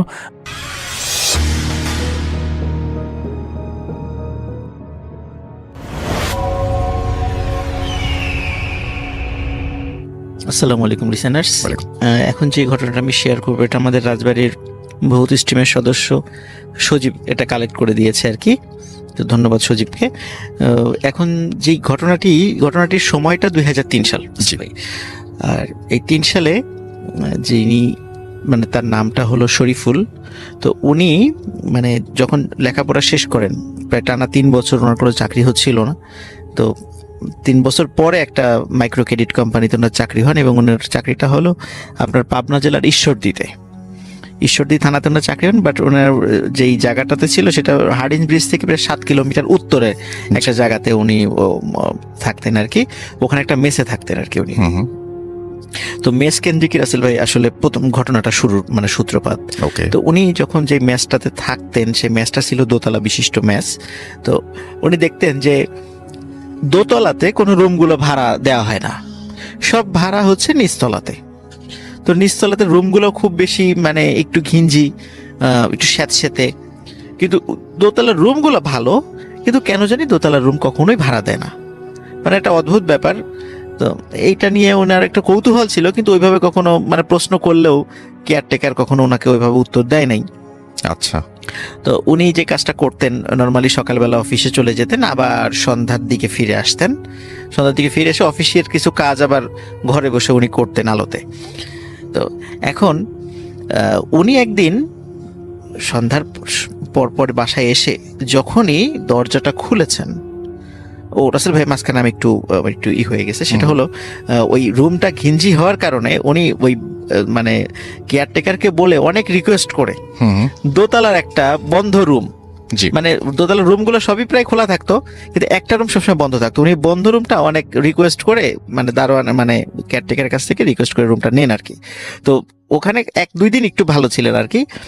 3 দিনের মাথায় উনি যখন ওই সন্ধ্যার পরে আসেন, তা আসার পরে দরজা যখনই খুলেছেন হঠাৎ করে একটা প্রচন্ড গরম বাতাস মনে হলো জানালা দিয়ে ধপ করে ঢুকে ওনার শরীরে লেগে আবার দরজা দিয়ে বেরোয় চলে গেল। মানে বাতাস এমনি আসলে আমরা টের পাই, কিন্তু মনে হলো বাতাসটা ঢুকে মানে সোজা গায়ে লেগে আবার বের হয়ে চলে গেল, ওনার কাছে এমন মনে হলো। তো উনি মনে করলেন হয়তো বা গরমকাল, এরকমটা হতেই পারে। উনি এইভাবে এইটাই চিন্তা করেছেন আর কি। তো উনি যখন মানে ওয়াশরুম থেকে মানে ফ্রেশ হয়ে এসে যখন আয়নার সামনে দাঁড়িয়ে চুল আঁচড়াতে যাবেন, হঠাৎ রাসেল ভাই উনি দেখেন যে আসলে ওনার মাথার বেশ কয়েকটা চুল পুড়ে গেছে। শুধু চুল না, ওনার ভ্রু এখানেও বেশ কিছু পুড়ে গেছে, ওনার একটু দাড়ি ছিল সেই দাড়িরও একটা অংশ পুড়ে গেছে, এবং ওনার মুখে, উনি তো সাধারণভাবে মুখ ধুয়ে চলে আসছিলেন বাইরে, দেখে ওনার মুখে কালি লেগে আছে। তার মানে অনেক সময় দেখি না রাসেল ভাই ওই যে ধোয়া অনেক সময় মুখে লাগলে কালো হয়ে যায় কিছু কিছু জায়গা, তো মনে হলো যে ওই যে গরম বাতাসটা এসেছে এই বাতাসের কারণে ওনার এরকমটা হয়েছে। উনি খুবই অবাক। আর একটা অবাক হলো যে উনি যখনই রুমে ঢুকেছেন অতটা মানে বিছানার দিকে তাকানোর সময় পান নাই, উনি বিছানার দিকে তাকিয়ে ওনার বিছানা একদম তছনছ করা, মানে একদম এলোমেলো করা। উনি চিন্তা করেছেন হয়তোবা উনি যখন বের হয়ে যাবেন তাড়াহুড়া এরকমটা করেছেন কিনা, উনি এরকমটা চিন্তা করেছেন, কিন্তু ওনার মনে পড়ছে না যে এরকমটা করতে পারে। তারপর উনি মনে মনে চিন্তা করেছেন এটা একটা কাকতালীয় ব্যাপার, এটা মনে করেই উনি মানে তখন চিন্তা করেছেন। কিন্তু রাসেল ভাই রাত যখন গভীর হয়েছে, অনেক রাত, তখন হঠাৎ, কারণ ওনার রুমটা ওই দক্ষিণ দিকে জানালা ছিল, একটু বাতাস আসতো, তো দক্ষিণ দিকে জানালার দিক দিয়ে হঠাৎ করে মানে খুবই একটা মানে ছোট বাচ্চা, 7-8 বছর বয়সে একটা বাচ্চা মেয়ের একটা কান্নার আওয়াজ ওনার কানে আসছিল। তো মানে হু হু করে কাঁদছিল। উনি প্রথম দিকে উঠেছেন, তখন ঘুম চলে আসছিল, ঘুম মানে জড়িত মানে চোখেই উনি উঠে দেখেন যে ওনার বাসার নিচে একটি ফ্রক পরা ছোট্ট একটা মেয়ে সে বসে বসে কাঁদছে। উনি চিন্তা করেছেন হয়তো বা মানে ঘুম থেকে উঠেছি, আমার মানে চোখে আমি এখনো স্বপ্নের মধ্যেই আছি, এটা চিন্তা করে উনি আবার শুয়ে পড়েছেন। তারপরে উনি ঘুমিয়ে গেছেন, ওনার আর তখন আর কিছু মনে নাই। আর এই ঘটনাটা উনি প্রথম দিন কাউকে শেয়ারও করেন নাই। জি। তো পরের দিন রাসেল ভাই একই ঘটনা, তো তখন আর ওই গরম বাতাসটা হচ্ছে না, উনি প্রতিদিন জানালার কাছে কান্নার আওয়াজ শোনেন। এখন উনি চিন্তা করছেন যে এটা কি আমার মনের ভুল নাকি এটা সত্যি সত্যি। তখন উনি এই কেয়ারটেকারকে জিজ্ঞেস করেন, কেয়ারটেকার বলে যে এটা আপনার মনের ভুল, এরকম কিছু এখানে নাই, আচ্ছা। এরকম কিছু এখানে নেই, এটা আপনার সম্পূর্ণই মনের ভুল। তো চতুর্থ দিন রাসেল ভাই উনি একই রকম ভাবে শুয়ে আছেন, গভীর রাত্রে হঠাৎ তখন আর নিচে কান্নার আওয়াজ না, তখন উনি দেখছেন ঘরের মধ্যে একটা মানে দরজার কিনারে কালো একটা ছায়া মূর্তি বসে আছে, মানে তখন ওইখান থেকে কান্নার আওয়াজ আসছে। তখন উনি ঘুম থেকে জেগে জিজ্ঞেস করেন কে কে, জিজ্ঞেস করেন, দেখে ছায়া মূর্তিটা আস্তে আস্তে ওনার দিকে এগিয়ে আসছে। আস্তে আস্তে বেশি কাছে যখন চলে আসে তখন উনি মানে হাতের কাছে যেই সুইচটা ছিল, মানে বেড সুইচ যেটা আমরা বলি, বেড সুইচটা যখনই জ্বালিয়েছেন তখনই দেখেন ওইটা, ওই যে নিচে যে ফ্রক পরা একটা মেয়েকে উনি দেখতেন, ওইটা সেই মেয়ে। ওটা দেখার পরে উনি সেন্সলেস হয়ে পড়ে যান। সেন্সলেস হয়ে পড়ে যাওয়ার পর উনি ওনাকে, তারপর কিছু মনে নাই, সকালবেলা যখন অফিসে সবাই যে যার মতো চলে গেছে, যেহেতু উপরতলায় উনি থাকেন, নিচতলায় অন্যরা থাকেন, চলে গেছে, তো অফিস থেকে খবর মানে যখন তাকে খুঁজতে এসেছে কি ব্যাপার আসলো না কেন, তার মেসে এসেছে। মেসে আসার পরে ওই বিকালের দিকে তার ওই দরজা ভেঙে বের করা হয়েছে তাকে সেন্সলেস অবস্থায়। তখন সবাইকে যখন ঘটনাটা মানে উনি বললেন, এখন সবাই দেখে কেউই অবাক হলো না, বরং সবাই সবার দিকে ফিসফিসানি করছে, মানে কেউ কোনো অবাক না, মানে এই ঘটনাটা মনে হয় হওয়ারই ছিল। তো উনি অবাক হলেন, অবাক হয়ে জিজ্ঞেস করেন কি ব্যাপার, আপনারা এই বিষয় নিয়ে তো কোনো কথাই বলছেন না। বলে যে এই দোতলার রুমটা অনেকদিন ধরেই বন্ধ, আপনি কেন এখানে উঠতে গেলেন, এখানে একটা সমস্যা রয়েছে। তো সমস্যাটা কি সেটা যখন উনি জানলেন, তো বিষয়টা ছিল এমন যে 2001 সালের দিকে কতিপয় দুষ্কৃতকারী 6-7 বছর বয়সী একটা ছোট্ট মেয়েকে মানে কিডন্যাপ করে নিয়ে আসে এবং তার পরিবারের কাছ থেকে মুক্তিপণ দাবি করে। কিন্তু পরিবার মুক্তিপণ দেওয়ার পরও ওরা ওই মেয়েটিকে নৃশংসভাবে হত্যা করে। যদিও পরবর্তীতে পুলিশের অভিযানে তারা সবাই ধরা পড়েছিল, কিন্তু ওই রুমে এরপর থেকে যেই থাকুক না কেন এই একই রকমের সমস্যা ফেস করে, যার কারণে ওই রুমটা স্থায়ীভাবে তালাবদ্ধ থাকে, কাউকে দেওয়া হয় না। কিন্তু উনি অনেক জোরাজুরি করেছে, যার কারণে কেয়ারটেকার তাকে দিয়েছিল আর কি, এবং উনি একটু সাহসী মানুষ ছিলেন, কেয়ারটেকার ওইভাবে চিন্তা করে তাকে দিয়েছে ওইটা। তো যার ফলে উনি এই ধরনের একটু সমস্যার ফেস করেন। কিন্তু রাসেল ভাই সমস্যা মানে এখানেই শেষ না, সমস্যা আরও রয়েছে। সেটা হচ্ছে যে পরবর্তীতে উনি ওইখান থেকে ওই চাকরিটা ছেড়ে দিয়ে উনি যশোরে চলে আসেন।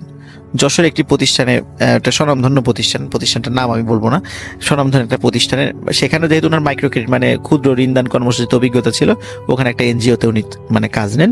এরপর উনি যখন বিবাহ করেন, ওনার একটা সন্তানও বাঁচত না, এবং অদ্ভুত ব্যাপার ওনার প্রত্যেকটা সন্তানেরই মানে ভূমিষ্ঠ হওয়ার পর মাথার কোনো না কোনো অংশ জি মানে নাই, মানে সেটা হয়তো বা মানে নষ্ট হয়ে গেছে বা খুলে পড়ে গেছে, মানে মাথার কোনো একটা অংশ নাই, এবং সবাই মৃত অবস্থায় জন্ম নেয়। আচ্ছা। এরকম 5 থেকে 6টা বেবি ওনার এরকম হয়েছে যে মাথার কোনো একটা অংশ নাই। 7 নাম্বার বেবি যেটা, তখনও তাকে আল্ট্রাসাউন্ড করার সময় ডাক্তার বলে দেন যে এই বাচ্চার তো মাথাই নাই।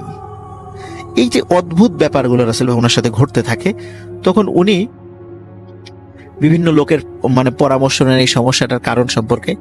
তখন তো ওনাকে যেটা বলা হয় যে উনি যখন ওই রুমটাতে ছিলেন তখন থেকেই ওনার সাথে বেশ কিছু দুষ্টু মানে জিন তার সাথে লেগে আছে, জি এবং যার কারণে ওখানে এরপর থেকে ওনার যে বেবিগুলো হচ্ছে বা ওদের একটা প্রভাবের কারণে এটা হচ্ছে। আর একটা বিষয় রাসেল ভাই উনি জানতে পেরেছিলেন যে ওই ছোট্ট মেয়েটাকে যে নৃশংসভাবে হত্যা করা হয়েছিল, ওর মাথায় খুবই মারাত্মকভাবে জখম করে ওর মাথার একটা অংশ মানে খুব বিভৎসভাবে থেতলে দেওয়া হয়েছিল এবং পুরো চেহারাটাকে খুবই বিকৃত করে দেওয়া হয়েছিল। তো এই একটা বিষয়ের সাথে উনি একটু মেলানোর চেষ্টা করেন যে আমার যে সন্তানগুলো হচ্ছে তাদের তো মাথার এরকম একটা সমস্যা থাকে যে এক পাশটা নাই, তো এইটার সাথে উনি মিলান। তো হুজুরদেরকে বলেন যে এই সমস্যা, তবে অনেক তদবিরের পরে যে এই বিষয়টা ঠিক হয়ে গেছিল। এখন রাসেল ভাই উনি যশোরেই কর্মরত আছেন, এখন ওনার বাচ্চা কাচ্চাও আছে রাসেল ভাই। থ্যাংক ইউ রাসেল ভাই, এটা ছিল আমার ফার্স্ট স্টোরি।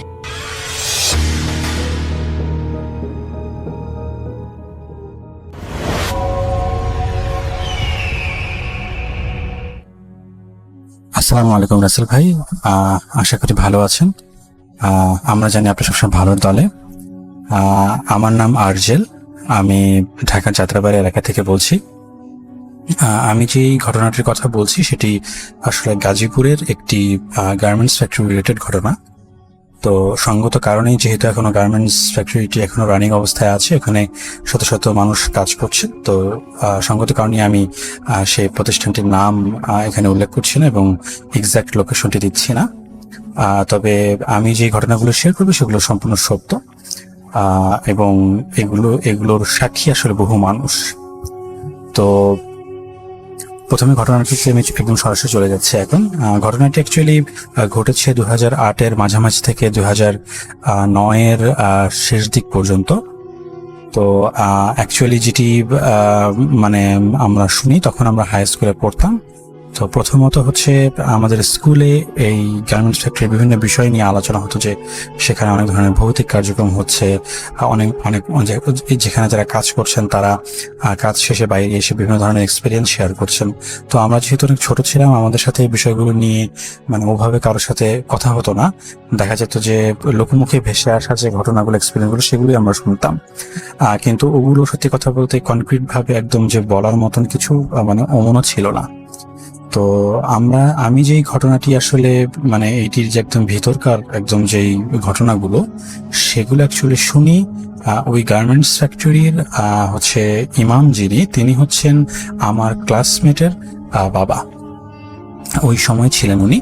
তো উনি ওখানে প্রতিদিন 3 থেকে 4 ওয়াক্ত নামাজ উনি পড়াতেন। তো মাঝে মাঝে দেখা যেত যে ফ্যাক্টরিতে ওনাকে 5 ওয়াক্ত নামাজই ওনাকে ইমামতি করতে হতো। তো ওনার সাথে অ্যাকচুয়ালি যে ঘটনাগুলো ঘটেছে এবং মানে ওনার মুখ থেকে যেগুলো শুনেছি এবং পরবর্তীতে এই জিনিসটি কিভাবে এগিয়েছে সেটি আসলে ওনার মুখ থেকে শোনা।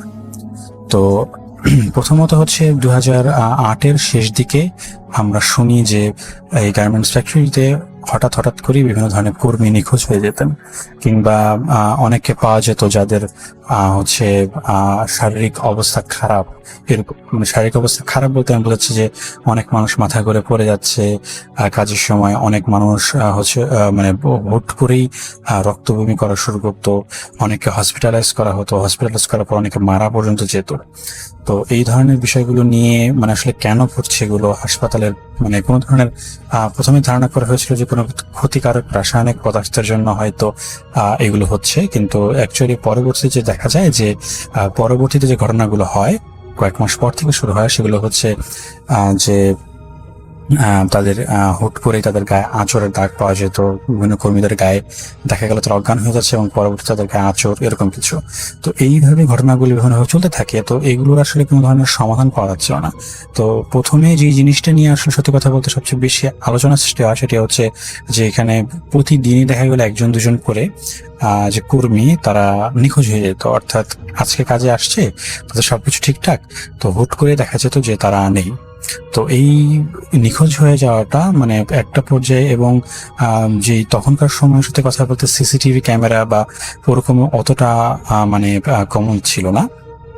তো মানে এটাকে চেক করার উপায় ছিল না যে তারা আসলে ফ্যাক্টরি থেকে কিভাবে বেরিয়েছে, কেউ কোনো ক্ষতি করেছে কিনা, এরকম বিষয়গুলো। আর একটা গার্মেন্টস ফ্যাক্টরিতে আসলে বিশাল একটি জায়গা জুড়ে অনেকগুলো কক্ষ, রুম, বিভিন্ন ধরনের মানে একদম মানে বিশাল একটি এরিয়া। তো এত বড় এরিয়া আসলে সম্পূর্ণটাও কোনো ধরনের সার্ভেইলেন্সের আন্ডারে আনাটা আসলে কষ্টসাধ্য ব্যাপার। তো যাই হোক, তো ওই নিখোঁজ হওয়ার পর থেকে যে জিনিসটা শুরু হয়, প্রতিদিনই ভাবে করে কয়েকজন করে মানে কাজে তারা যাচ্ছে আজকে, কিন্তু পরে তারা আর কাজ থেকে বাড়িতে ফিরে যাচ্ছে না। তো তাদের যে ফ্যামিলি মেম্বার আছে তারা পরের দিন সকালে হয়তো গার্মেন্টসের মানে গেটের সামনে দাঁড়িয়ে থাকতেন, তারা মানে দেখতে চাইতেন যে তাদের স্বজন আসলে ভিতরে আছে কিনা, তাদের যে ফ্যামিলি মেম্বার যারা এখানে ওয়ার্কার, কিন্তু ওরকম কোনো রেসপন্স মিলতো না। তো এভাবে করে, এবং আরেকটি বিষয় হচ্ছে যে যেহেতু গার্মেন্টস ফ্যাক্টরিতে দেশের বিভিন্ন জায়গা থেকে মানুষজন আসলে কাজ করতে আসতো সবার আসলে মানে ওর মানে মানে দেখা গেল যে খুব ভালো ব্যাকগ্রাউন্ড থেকে খুব কম মানুষজনই আসতো। তো বেশিরভাগ সময় দেখা যেত যে তারা কোনো একটা হয়তো গার্মেন্টস কর্তৃপক্ষের কাছে কোনো একটা ক্ষতিপূরণ পেয়ে এই জিনিসটা নিয়ে তারা চুপসে যেত বা এটি নিয়ে তারা কোনো স্টেপ নিত না। তো এইভাবে করে আসলে চলছিল। তো যেই জিনিসটা শুরু হয় 2009-এর শুরুর দিকে ব্যাপক আকারে ঝামেলা হওয়া শুরু করে। ঝামেলা বলতে যেটা আমি বোঝাচ্ছি সেটা হচ্ছে এবার বিভিন্ন ওয়ার্কারদের মৃত অবস্থায় পাওয়া যাচ্ছিল, তাদের হাত পা কাটা, কারো মাথা কাটে এরকম। তো এই বিষয়গুলোকে মানে কিভাবে যেন অনেক সময় এড়িয়ে যাওয়া হতো আর কি, গার্মেন্টস কর্তৃপক্ষ বিষয়গুলোকে এড়িয়ে যেত। এগুলো আইন শৃঙ্খলা রক্ষাকারী বাহিনীর আন্ডারে এনে কিছু করা বা এইসবের স্টেপ আমরা তখন শুনিনি যে গার্মেন্টস কর্তৃপক্ষ নিয়েছে, কিংবা নিলেও আমরা আসলে সত্যি কথা বলতে ওরকম সংবাদ পাইনি। তো আমাদের যিনি আঙ্কেল নাম হচ্ছে মফিদ আঙ্কেল। তো সেই আঙ্কেলের কাছ থেকে পরবর্তীতে আসলে ঘটনার একদম বিবরণগুলো আমরা এভাবে শুনতাম। তো উনি যে জিনিসটা প্রথমে ফেস করেন আমি সেটি শেয়ার করছি। উনি প্রথমে যেটা ফেস করেন সেটি হচ্ছে যে একদিন উনি রাতের বেলা উনি ফজরের নামাজ পড়াবেন। ওদিন উনি ফ্যাক্টরিতে থেকে গিয়েছেন। তো ওনাকে আসলে থাকার জন্য একটি জায়গা করে দেওয়া হয়েছিল, সেটি হচ্ছে যে উনি একটি স্টোর রুমে থাকতেন, একটি ছোট স্টোর রুম, সেখানে একটি ছোট চৌকির মতো ব্যবস্থা করা ছিল, ওখানে তিনি বিশ্রাম নিতেন, ওখানে উনি থাকতেন যদি রাত্রে ওনাকে গার্মেন্টসে থাকতে হতো তাহলে। তো এই অবস্থাতে উনি দেখছিলেন যে ওনাদের যে করিডোর, দরজার সামনে করিডোর, সেই করিডোরের সামনে দিয়ে একটি ছায়া আসছে আর যাচ্ছে খুব দ্রুত, অর্থাৎ মানে একবার ডান থেকে বামে একবার বাম থেকে ডানে এইভাবে আসা যাওয়া করছে। তো ওই আঙ্কেল হচ্ছে তার যে রুমের যে দরজাটি সেটি কিছুটা খোলা রেখেছিলেন। তো ওইখান থেকে উনি অবয়বটা মানে অস্তিত্ব টের পাচ্ছিলেন যে আসতে যাচ্ছে। তো উনি যেটা এরপরে যেটা করেন সেটা হচ্ছে যে নর্মালি ওটি একটি স্টোর রুমের জায়গা, তো ওইখানে আসলে সাধারণত অত রাত্রে মানে কোনো ওয়ার্কারদের কাজেও আসার সম্ভাবনাটা খুব কম ছিল। তো উনি সন্দেহবশত উনি যেটা করেন উনি উঠে দাঁড়ান বিছানা থেকে এবং উনি দরজাটাকে আর একটু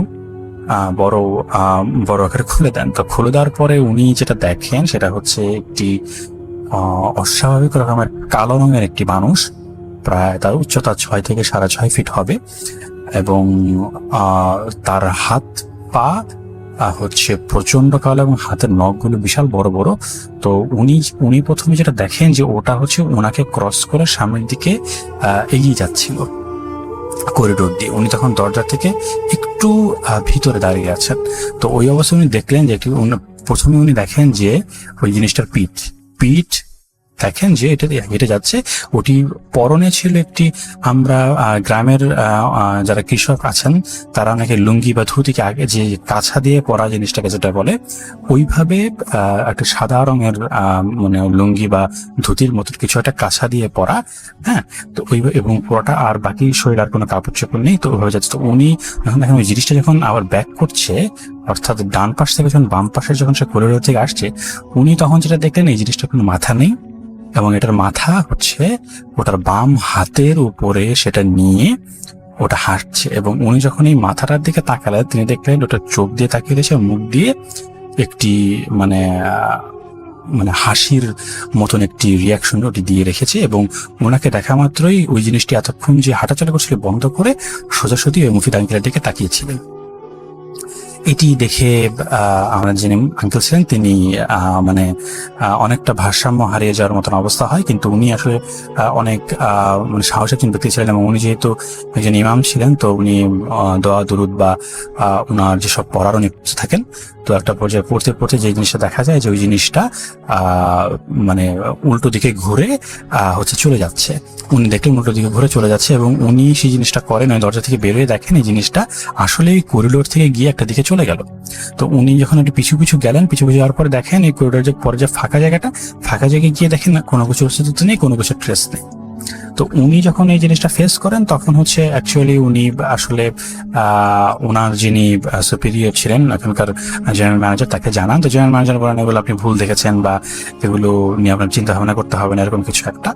তো বিপত্তি যেটা হয় যে এরপরে গার্মেন্টসের অনেকেই এরকম দেখতে থাকে। তো তো এদেরকে ক্ষতি করা না হলেও তারা অনেকে ভয়ে দেখা গেল মানসিকভাবে অনেকে বিপর্যস্ত হয়ে পড়েন, অনেকে বিভিন্ন ধরনের কিছু এক্সপিরিয়েন্স করেন। তো এই আর ওদিক দিয়ে তো নিখোঁজ হওয়া কিংবা বলা চলতেছে। তো একটা পর্যায়ে গিয়ে যেটা হয় যে মানে এইখানে আসলে কাজ করার জন্য লোকের সংখ্যা মানে কমে আসে, কিন্তু কারণ এই জিনিসগুলো সব গোপন করার মতন। একটা পর্যায়ে গিয়ে যখন জানতে পারেন এভাবে একজন একজন করে চলে যাচ্ছে প্রতিদিন অথবা একদিন পর পর, তখন অনেক মানুষ এখানে মানে কাজ করতে চাইতো না। তো একটি পর্যায়ে সত্যি কথা বলতে মালিক পক্ষ থেকে একজন যিনি এমডি তিনি আসেন এই আঙ্কেল সাথে কথা বলতে। তো কথা বলে উনি এই আঙ্কেলকে জানান যে অ্যাকচুয়ালি প্রায় বছর খানেক ধরে প্রতিদিন রাতে উনি একটা স্বপ্ন দেখেন।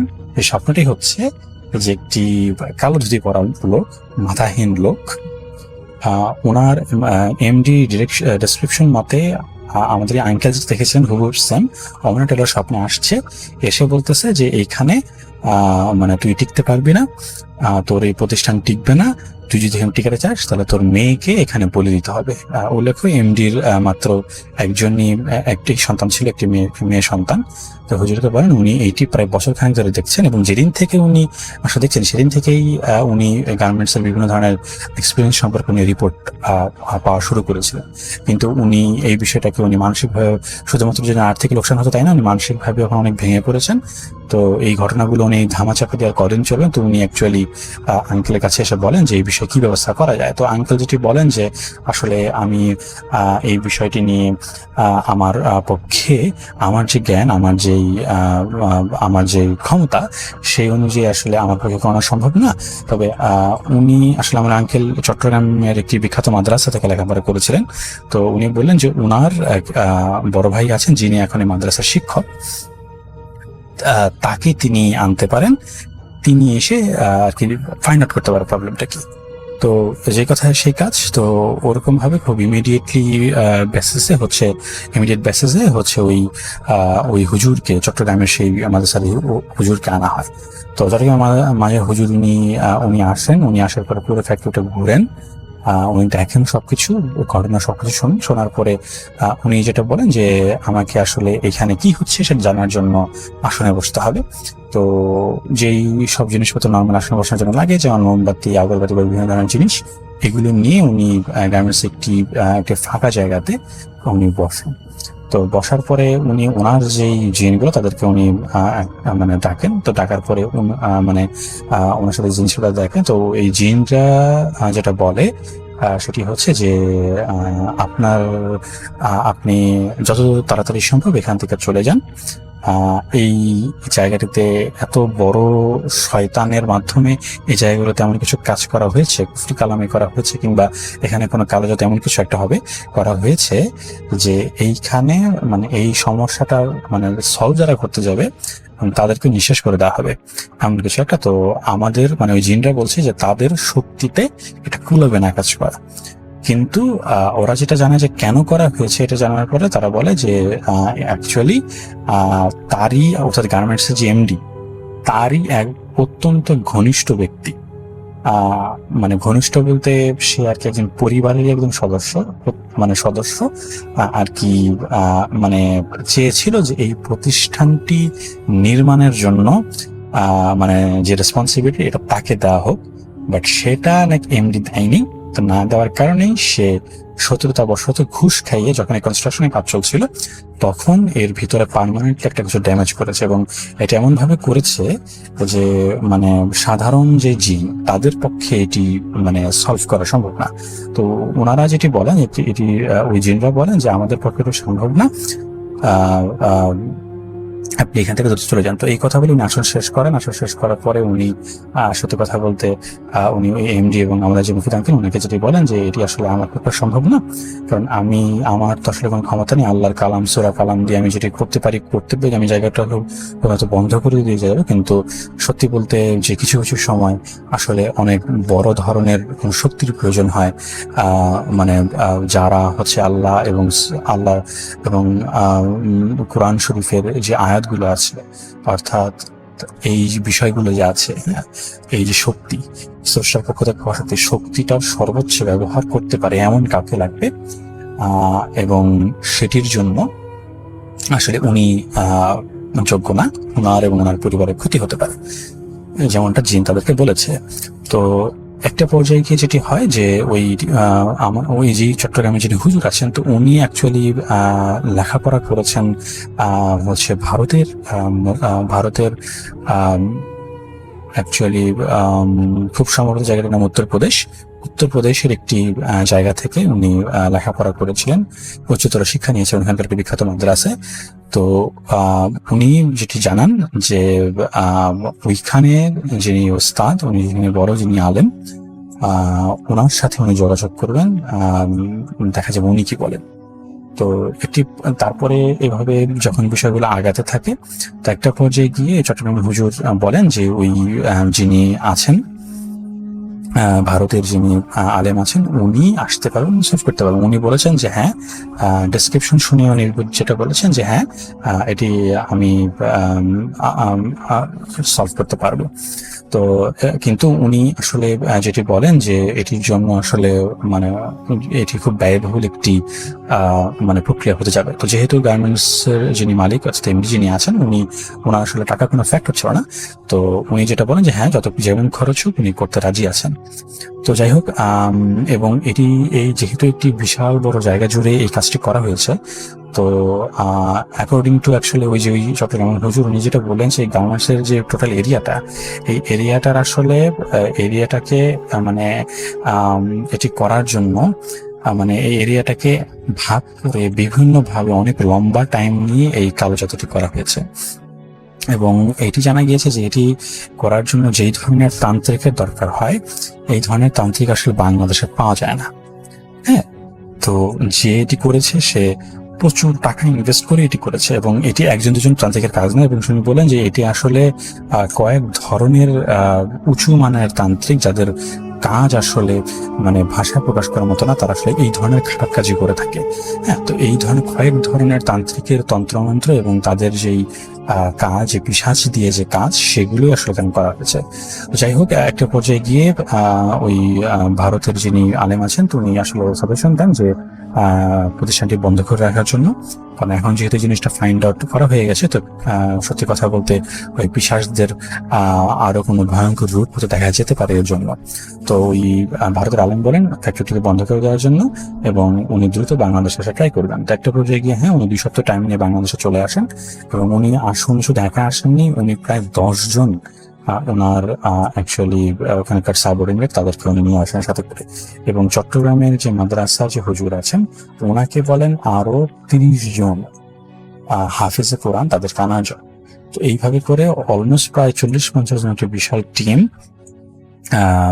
উনি আলেম বলেন যে 3 দিন ধরে এক নাগারে সেখানে যেই পয়েন্টগুলোতে ওই কানজাদা করা, সেই পয়েন্টগুলোতে একজন একজন করে বসিয়ে 24 ঘন্টা কোরআন শরীফ পড়া হবে, টোটাল 72 ঘন্টা, অর্থাৎ 1 সেকেন্ডের জন্য হচ্ছে এখানে কোরআন তেলাওয়াত থামানো যাবে না।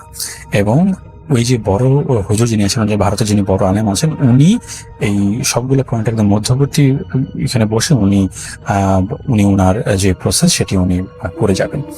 তো ওনারা যেটি বললেন যে উনি যেটি বলেন যে এইখানকার পিশাচটি এত শক্তিশালী যে একে আসলে তাড়ানো সম্ভব না। একে যেটা করতে হবে, একে মানে নিঃশ্বাস করতে হবে। একে যদি নিঃশ্বাস করা না যায়, তাহলে এটি মানে আর যাই করি ঘুরে ফিরে এটা চলে আসবে, এটা এত শক্তিশালী। তো যাই হোক, যে কথা সেই কাজ। তো এইভাবে করে ওই প্রসেসগুলো ফলো করতে থাকেন। তো স্বাভাবিকভাবেই ওখানে সাহায্য সহযোগিতার জন্য আমাদের ওই যে মুফিদ আঙ্কেল যিনি ইমাম, উনি ছিলেন, চট্টগ্রাম হুজুর ছিলেন, এরকম অনেকে ছিল, গার্মেন্টস কর্তৃপক্ষের যারা এমডি তারাও ছিলেন ওখানে, এমডি ডিরেক্টর সবাই ছিলেন। তো ওই প্রসেসে মানে দেখা গিয়েছে যে 30টা পয়েন্টে বহুজনকে বসিয়ে দেওয়া হয় এবং হাফিজে কোরআন তেলাওয়াত শুরু করেন। তো ওনারা মানে ওই মুফিদ আঙ্কেলের ভাষ্য মতে যারা কোরআন তেলাওয়াত করছিলেন, এদের অনেকেই হচ্ছে অজ্ঞান হয়ে যাচ্ছিল। তো ওই অজ্ঞান হয়ে যাচ্ছিল এবং তাদের জায়গায় যেন কাউকে মানে বসানো, যেমন ওরকম ব্যাকআপ প্রত্যেকের পাশে রেডি ছিল। এবং যারা অজ্ঞান হয়ে যাচ্ছিল, তারা যখন জ্ঞান ফিরতো, তাদেরকে জ্ঞান ফিরে আনা হতো, তারা যেটা বলতো যে সামনে ওনারা দেখছিলেন যে এই পিশাচগুলো তাদের সামনে এসে ওই পিশাচগুলা একে একে তাদের চোখ উপড়ে ফেলছে, তাদের কান ছিঁড়ে ফেলছে, তাদের একটা একটা করে হাতের আঙ্গুল এগুলো ছিঁড়ে ফেলছে, পা ছিঁড়ে ফেলছে, পেট থেকে তারা নাড়ি ভুড়ি বের করে এনে দেখাচ্ছে। তো এই জিনিসগুলো যখন তাদের সামনে হচ্ছিল অনেকেই হচ্ছে এগুলো করে সহ্য করতে না পেরে ওনারা অজ্ঞান হয়ে যাচ্ছে। তো এইভাবে করে করে 72 ঘন্টা নানান প্রতিকূলতার পরে হচ্ছে যেই বড় হুজুর যিনি আছেন, অর্থাৎ বড় আলেম যিনি, ওই আলেম যেটা দেখেন উনি যেখানে বসে কাজগুলো করছেন, যে ওনাকে একদম ঘিরে প্রায় একাধিক পিশাচ উনাকে ঘিরে আছেন। তারা ওই আলেমকে গালিগালাজ করছেন, তারা ওই আলেমকে হচ্ছে মৃত্যুর হুমকি দিচ্ছেন, তারা পরিবারের মৃত্যুর হুমকি দিচ্ছেন, এবং ওই আলেম কোথা থেকে এসছেন, ওনার বাবা মার নাম কি, সবকিছু পিছাসে বলে, এবং আরো অনেক ভয়ঙ্কর কার্যকলাপ যেগুলো হয়তো ওই বড় হুজুর যিনি আছেন তিনি সব কথা আসলে বলেননি। তো এই জিনিসগুলো, তবে এইখানের মানে অদ্ভুত বিষয়টি হচ্ছে যে এইখানে যারা আসলে জিনিসগুলো ফেস করেছে সবাই হচ্ছে প্রসেসে যুক্ত ছিল। সব প্রসেসের বাইরে, যেমন আমাদের মফিদ আঙ্কেল ভাই, তারা কিন্তু আসলে কিছু দেখেনি। তারা যেটা করে যে একদম যখন 72 ঘন্টা যখন একদম শেষ হয়ে যাবে, সে শেষ হওয়ার 5 থেকে 10 মিনিট এইটুকু টাইমে ওনারা অনেক বাজে কান্নার আওয়াজ শুনেছেন, অর্থাৎ আর্তনাদ করছে, অর্থাৎ একটা হচ্ছে প্রাণীকে মানে জবাই করার সময় তারা যে এইরকম একটা আর্তনাদ করে, ওরকম আর্তনাদের আওয়াজ তারা আসলে মানে শুনেছেন। এবং ওনারা যেটা বলেন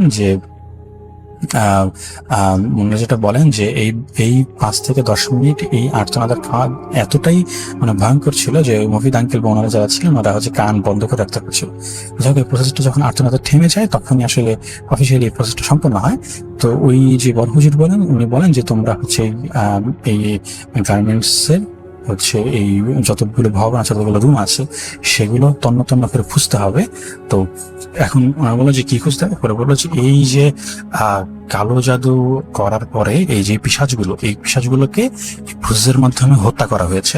মানে বলেন এই পিশাচগুলোর তাদের যে শরীর, অর্থাৎ তাদের যে তারা কোনো ফিজিক্যাল কোনো ধরনের প্রুফ তারা যে মারা গেছে এগুলো হচ্ছে এই ভবনের বিভিন্ন জায়গায় পাওয়া যাবে, কিন্তু তিনি শিওর বলতে পারলেন না যে তিনি ঠিক কোথায় জায়গা পাওয়া যাবে। তো তবে উনি আইডিয়া দিলেন যে যেসব জায়গাতে অনেক দুর্গন্ধ, যেমন হচ্ছে টয়লেট কিংবা এমন কোনো জায়গা যেখানে মানুষ সচরাচর আসলে মানে ওই জায়গাটায় মানুষ যায় না, মানুষের শ্বাস প্রশ্বাস যে জায়গাটাতে যায় না, হ্যাঁ, মানুষ যেখানে দাঁড়ায় না, মানুষ যেখানে অবস্থান করে না, এমন কোন জায়গা যেগুলো আছে অর্থাৎ দুর্গন্ধযুক্ত জায়গা এবং অন্য একদম বদ্ধ জায়গা, এরকম জায়গাগুলোতে তারা হচ্ছে কিছু না কিছু জিনিস পাবে।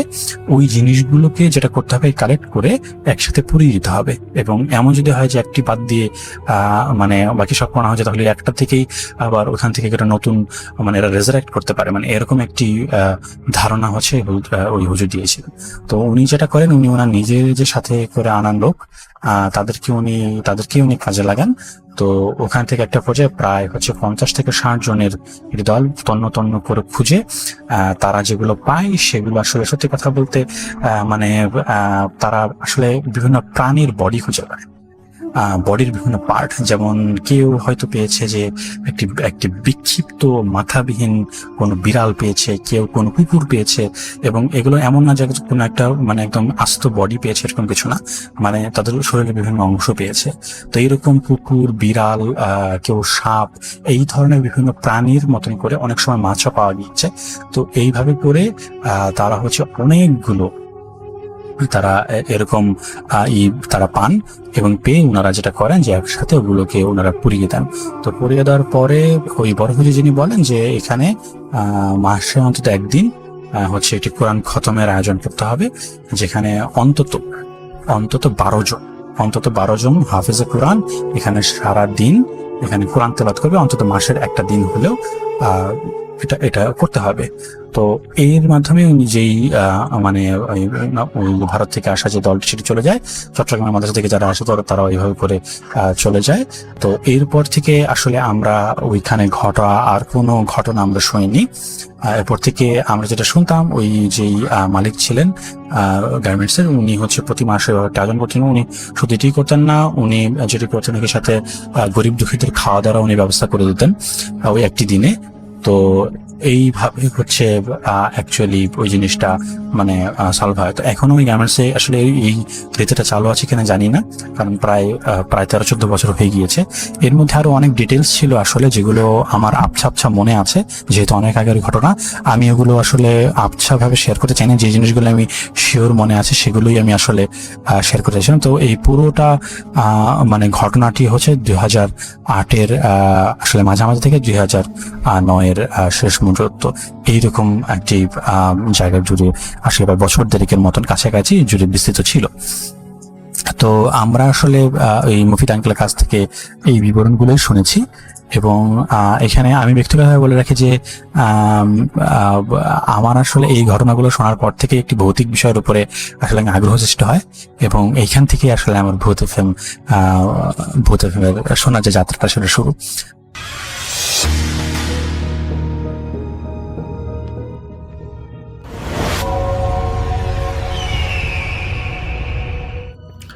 হ্যালো লিসেনার্স, হ্যালো রাসেল ভাই, আসসালামু আলাইকুম। আশা করি সবাই ভালো আছেন, ভালোর দলে আছেন। আমার নাম রিপন, আমি লালমনিরহাট থেকে বলতেছি। আজকে যে ঘটনাটা আমি আপনাদের মাঝে শেয়ার করব, এই ঘটনাটা আমার কাছে শেয়ার করেছেন তার নাম হলো রুবেল। আর রুবেলের বাড়ি হচ্ছে আমাদের এই লালমনিরহাটের কমলাবাড়িতে। তো এই ঘটনাটা রুবেলের নিজের নয়, এটা তার দাদার সাথে ঘটে যাওয়া একটা ভয়ানক ঘটনা। তো আমি বেশি কথা নয়, চলে যাচ্ছি রুবেলের ঘটনায়। তো রুবেলের দাদা যে এখন আসলে তিনি মারা গিয়েছেন, তিনি যখন বেঁচে ছিলেন, এটা সেই সময়কার একটা ঘটনাটার সময়কাল 1990 সালের দিকে। সেই সময়ে রুবেলের দাদা বেশ জোয়ান ছিলেন এবং তিনি মাছ ধরতে প্রচণ্ড পরিমাণে পছন্দ করতেন। তো তিনি তাদের পার্শ্ববর্তী একটা নদীর মধ্যে মাছ ধরতে গিয়েছিলেন। আমি আসলে নদীর নামটা বলতে পারতেছি না সঙ্গত কারণে, কারণ রুবেল এটা আমাকে বলতে নিষেধ করেছেন। তো তিনি ওই দাদা নদীতে মাছ ধরতে যান এবং তিনি রেগুলার মাছ ধরেন। আসলে কখনো তিনি ভৌতিক সমস্যার সম্মুখীন হননি। তিনি প্রচণ্ড সাহসী ছিলেন, রুবেল যেটা বলেছেন। তার দাদা অনেক সাহসী ছিলেন। তো তিনি মাছ ধরতে গিয়েছিলেন। তো এখানে একটা ঘটনার প্রেক্ষাপটে একটা কথা না বললেই নয়, সেটা হচ্ছে যে রুবেলদের ওই দাদাবাড়ি থেকে নদীর পার যেতে প্রায় 1 মাইল যেতে হয়, প্রায় দেখা যায় 1.5 কিলোমিটারের কাছাকাছি। তো এই 1.5 কিলোমিটারের মধ্যে প্রথমে তাদেরকে একটা ছোট নলা পার হতে হয়, যেটা একটা বাঁশের সাঁকো দিয়ে তৈরি। এই বাঁশের সাঁকো পার হয়ে একটা ছোট একটা শ্মশান আছে, আর শ্মশানটা পার হয়েই তারপরে সেই নদীতে মাছ ধরতে হয় বা মাছ ধরতে যায় মানুষেরা। তো রাস্তা একটাই ছিল, দেখা যায় যে এই রাস্তা দিয়ে প্রায় মানুষ প্রায় 20-30 হাজার মানুষ যাতায়াত করে এই একটা রাস্তা দিয়ে। এই বাঁশের সাঁকোটা দিয়েই ওই একটা পুরো গ্রামের মানুষ যাতায়াত করে। তো যেহেতু তিনি আসলে কমলাবাড়ি তার বাসা, তো দেখা যায় তার বাসা থেকে সেই নদীতে যাইতে হলে তাকে ওই বাঁশের সাঁকো এবং সেই শ্মশান পার হয়েই যেতে হয়। তো তিনি রেগুলারই মাছ ধরতে যেতেন, কোনো ধরনের সমস্যা হতো না। তিনি যদিও বা টুকটাক ছোটোখাটো ভৌতিক সমস্যার সম্মুখীন হয়েছিলেন, কিন্তু ওগুলো কোনো সেন্সিটিভ বা বড় ধরনের কিছু না বা অনেক ভয়ের কিছু না। কিন্তু এখন যে ঘটনাটা বলবো, এই ঘটনাটা তার রুবেলের দাদার সাথে ঘটে যাওয়ার পর তার যেন জীবনটা পুরো উলটপালট হয়ে যায়। সেই সময় রুবেলের দাদার বয়স ছিল আনুমানিক 40 বছর। 40 বছর বয়সে তিনি খুবই জোয়ান ছিলেন। দেখা যায় যে তিনি অনেক ফিট ছিলেন, সুস্বাস্থ্য ছিলেন, এবং দেখা যায় তিনি ভয় ভীতি বা ভৌতিক এগুলো আসলে তেমন পাত্তা দিতেন না। যদিও এলাকায় অনেক মানুষেরা অনেকভাবে এখানকার ঘটনাগুলো বলে, কিন্তু তিনি এগুলো বিশ্বাস করেন না। তিনি সব বলতেন যে এগুলো সব বানোয়াট, এগুলো মানুষের মন গড়া কথা। তো রাসেল ভাই, তার জীবনে ঘটে যাওয়ার পর তিনি আসলে অন্যরকম হয়ে যান। তো আমি সরাসরি চলে যাচ্ছি সেই রুবেলের ঘটনায়, যেটা তার দাদার সাথে ঘটেছিল। তো উনি একদিন মাছ ধরতে গিয়েছিলেন তাদের পার্শ্ববর্তী সেই নদীতে, এবং তিনি বেশ খুশি হয়ে যান, কারণ তিনি সেদিন একটা বোয়াল মাছ পেয়েছিলেন। তো নর্মালি সেখানে আসলে বোয়াল মাছ পাওয়া যায় না, অনেকেই পায় কিন্তু ছোট ছোট, কিন্তু তিনি একটা বড় বোয়াল মাছ পেয়েছিলেন। তো মাছ মারা শেষে যেহেতু তিনি বড় একটা মাছ পেয়েছেন, তো তিনি চিন্তা করেন যে আর মাছ মেরে লাভ কি, এই একটা দিয়েই তো আমার 2 দিন চলে যাবে। তো এই চিন্তা ভাবনা করে তিনি বাসা থেকে রওনা হন। এবং রাসেল ভাই, যখন তিনি ওই নদীর পাড় থেকে পার হয়ে শ্মশানে আসেন, তিনি কান্নার শব্দ শুনতে পান। তিনি বুঝতে পান না যে কান্না করতেছে কে। তো তিনি যেহেতু সাহসী মানুষ ছিলেন, তিনি চিন্তা করলেন যে হয়তো কেউ বিপদে পড়েছে বা কোনো সমস্যা হয়েছে যেখানে কান্না করতেছে। তো তিনি কান্নার উৎস খুঁজতে থাকেন। তো কান্নার উৎস খুঁজতে দিয়ে তিনি দেখেন যে ওই ছোট শ্মশানের মধ্যে যেখানে মানুষ পোড়া হয়, সেই ইয়াটার উপর বসে আছে একটা মানুষ। সেই ছেলেটার বয়স হবে আনুমানিক 15 বছরের একটা ছেলে হবে, সেখানে বসে কান্না করতেছে। তো এই রুবেলের দাদা তিনি যে কাছে গেলেন সে ছেলেটার এবং জিজ্ঞেস করলেন যে বাপু, তোমার কি হয়েছে? তুমি এত রাতে এখানে কেন? আর তুমি কান্না করতেছো কেন? তুমি কি রাস্তা ভুলে গিয়েছো? তো এটা বলে আর কি রুবেলের দাদা জিজ্ঞেস করলো। কিন্তু ওই ছেলেটা না কোনো কথা বললো না। সে শুধু একবার মুখ তুলে রুবেলের দাদার দিকে তাকালো এবং পরে আবার ফুপিয়ে ফুপিয়ে কান্না শুরু করলো। তো রুবেলের দাদা কোনোভাবেই বুঝতেছে না যে ছেলেটা কান্না করতেছে কেন। তো তিনি আবার জিজ্ঞেস করলেন যে কি হয়েছে, তুমি কান্না করতেছো কেন? আমাকে বলো, আমি তোমাকে সাহায্য করব। কিন্তু সেই ছেলেটা কোনো কিছুই বলতেছে না, সে কান্না করেই যাচ্ছে। তো এরপর যখন রুবেলের দাদা আবার জিজ্ঞেস করলো যে আরে কি সমস্যা, বলো না, না বললে আমি কিভাবে বুঝবো। তো যখন এক প্রকার ধমক দিয়ে বলেছে ছেলেটাকে, যেহেতু সে শুনতেছে না, তো রাসেল ভাই ওই ছেলেটা এবার ধীরে ধীরে রুবেলের দাদার দিকে তাকালো এবং সে তার হাতে থাকা যে বোয়াল মাছটা, বড় বোয়াল মাছটা, সেটার দিকে তাকিয়ে বলল যে এই মাছটা আমাকে দিয়ে যাও। তো এটা শুনে রুবেলের দাদা তো বেশ বিরক্ত হয়ে গেলেন যে বলে কি এই ছেলে, আমি এত কষ্ট করে মাছটা ধরে নিয়ে যাচ্ছি আর একে আমি মাংনায় দিয়ে যাবো এটা। তিনি এটা চিন্তা করলেন এবং তাই স্পষ্ট করে বললেন, আরে কি বলো, এটা আমি মাছ ধরে নিয়ে এসেছি, তোমাকে দেবো কেন? আর তুমি কি মাছের জন্যই কান্না করতেছো নাকি? রাসেল ভাই রুবেলের দাদাকে অবাক করে দিয়ে বলল যে হ্যাঁ, সে মাছটার জন্যই কান্না করতেছে, মাছটা তার চাই। কিন্তু রুবেলের দাদা বুঝতে পারলো না এই ছেলে বলে কি, তার মাছের জন্য কেন সে কান্না করবে। আর সে যে মাছ ধরেছে বা নিয়ে আসতেছে এটা তো তার জানার কথা না, আর সে এখন বলতেছে যে নাকি মাছের জন্যই কান্না করতেছে। তো তিনি কোনোভাবে বুঝতে পারলেন না যে কি হচ্ছে। তো পরবর্তীতে রুবেলের দাদা বলেছে, না, এটা মাছ দেওয়া যাবে না, তোমার বাসা কোথায় বলো, আমি তোমাকে পৌঁছে দিই। আর এখানে এই শ্মশানের মধ্যে কেউ কান্না করে? কিন্তু রাসেল ভাই সেই ছেলেটা যেন রুবেলের দাদার কোনো কথাই শুনলো না, সে আগের মতো করে ফুপিয়ে ফুপিয়ে কান্না করতেছে। তো রুবেলের দাদা যখন আবার জিজ্ঞেস করলো যে আরে কি সমস্যা, তুমি আমার মাছটা চেয়েছো সেটা নয় বুঝলাম, কিন্তু কান্না করতেছো কেন? তো এবার সেই ছেলেটা বসা ছিল এতক্ষণ, সে এবার দাঁড়ালো। এবার সে একদম মুখোমুখি হলো রুবেলের দাদার এবং বলল, আমার এই মাছটাই চাই, আর আপনি যদি এটা না দিয়ে যান তাহলে আপনার অনেক বড় ক্ষতি হয়ে যাবে। তো এই কথাগুলো শুনে রুবেলের দাদা প্রচন্ড পরিমাণে মাথা গরম হয়ে যায় এবং তিনি চিন্তা করেন যে এই ফালতু ছেলের সাথে কথা বলে আসলে কোনো লাভ নেই। এই কি সমস্যা সেটা জিজ্ঞেস করতে এসে এখন সে নাকি আমার মাছটাই চাচ্ছে। তিনি এক প্রকার বিরক্ত হয়ে সেই জায়গাটা ছেড়ে চলে যান এবং তিনি সেই বাসর সাগরটা পার হয়ে বাসায় চলে যান এবং বাসায় এসে রুবেলের দাদিকে ডাক দেন এবং রুবেলের দাদি যখন বের হয়ে আসে তো ওনাকে মাছটা দেয়া হয় এবং বলে যে মাছটা কেটে রান্না করতে। কিন্তু রাসেল ভাই সমস্যা দেখা দেয়, রুবেলের দাদি যখন মাছটাকে কাটতে যাবে তিনি অনুভব করেন যে মাছটাকে কোনোভাবে কাটতে পারতেছে না। তিনি দেখেন যে মাছটার যে উপরের যে চামড়াটা এতটাই শক্ত, যেটা তার ওই আপনার হচ্ছে মাছ কাটার যে বটি বা হচ্ছে আমরা যেটা বলি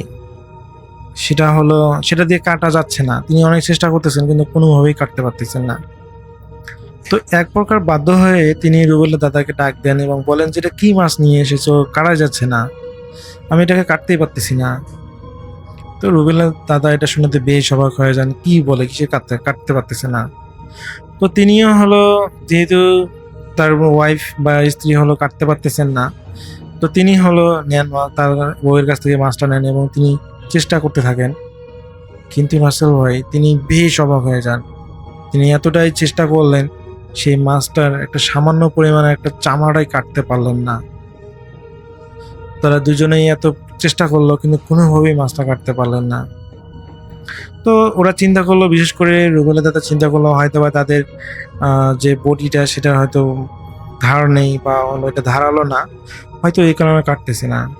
তো তিনি বলেন যে মাছটাকে ঢেকে রাখতে এটা কালকে ভালো কোনো বটি বা ধারালো অস্ত্র দিয়ে চেষ্টা করা যাবে। তো এরপরে হলো সেদিন তারা ঘুমিয়ে পড়েন এবং পরের দিন যখন সকাল হয় এবং সকাল হওয়ার পর রুবেলের দাদা একটা ভালো একটা ধারালো একটা অস্ত্র নিয়ে আসেন যেটা দিয়ে মাছ কাটা যায়।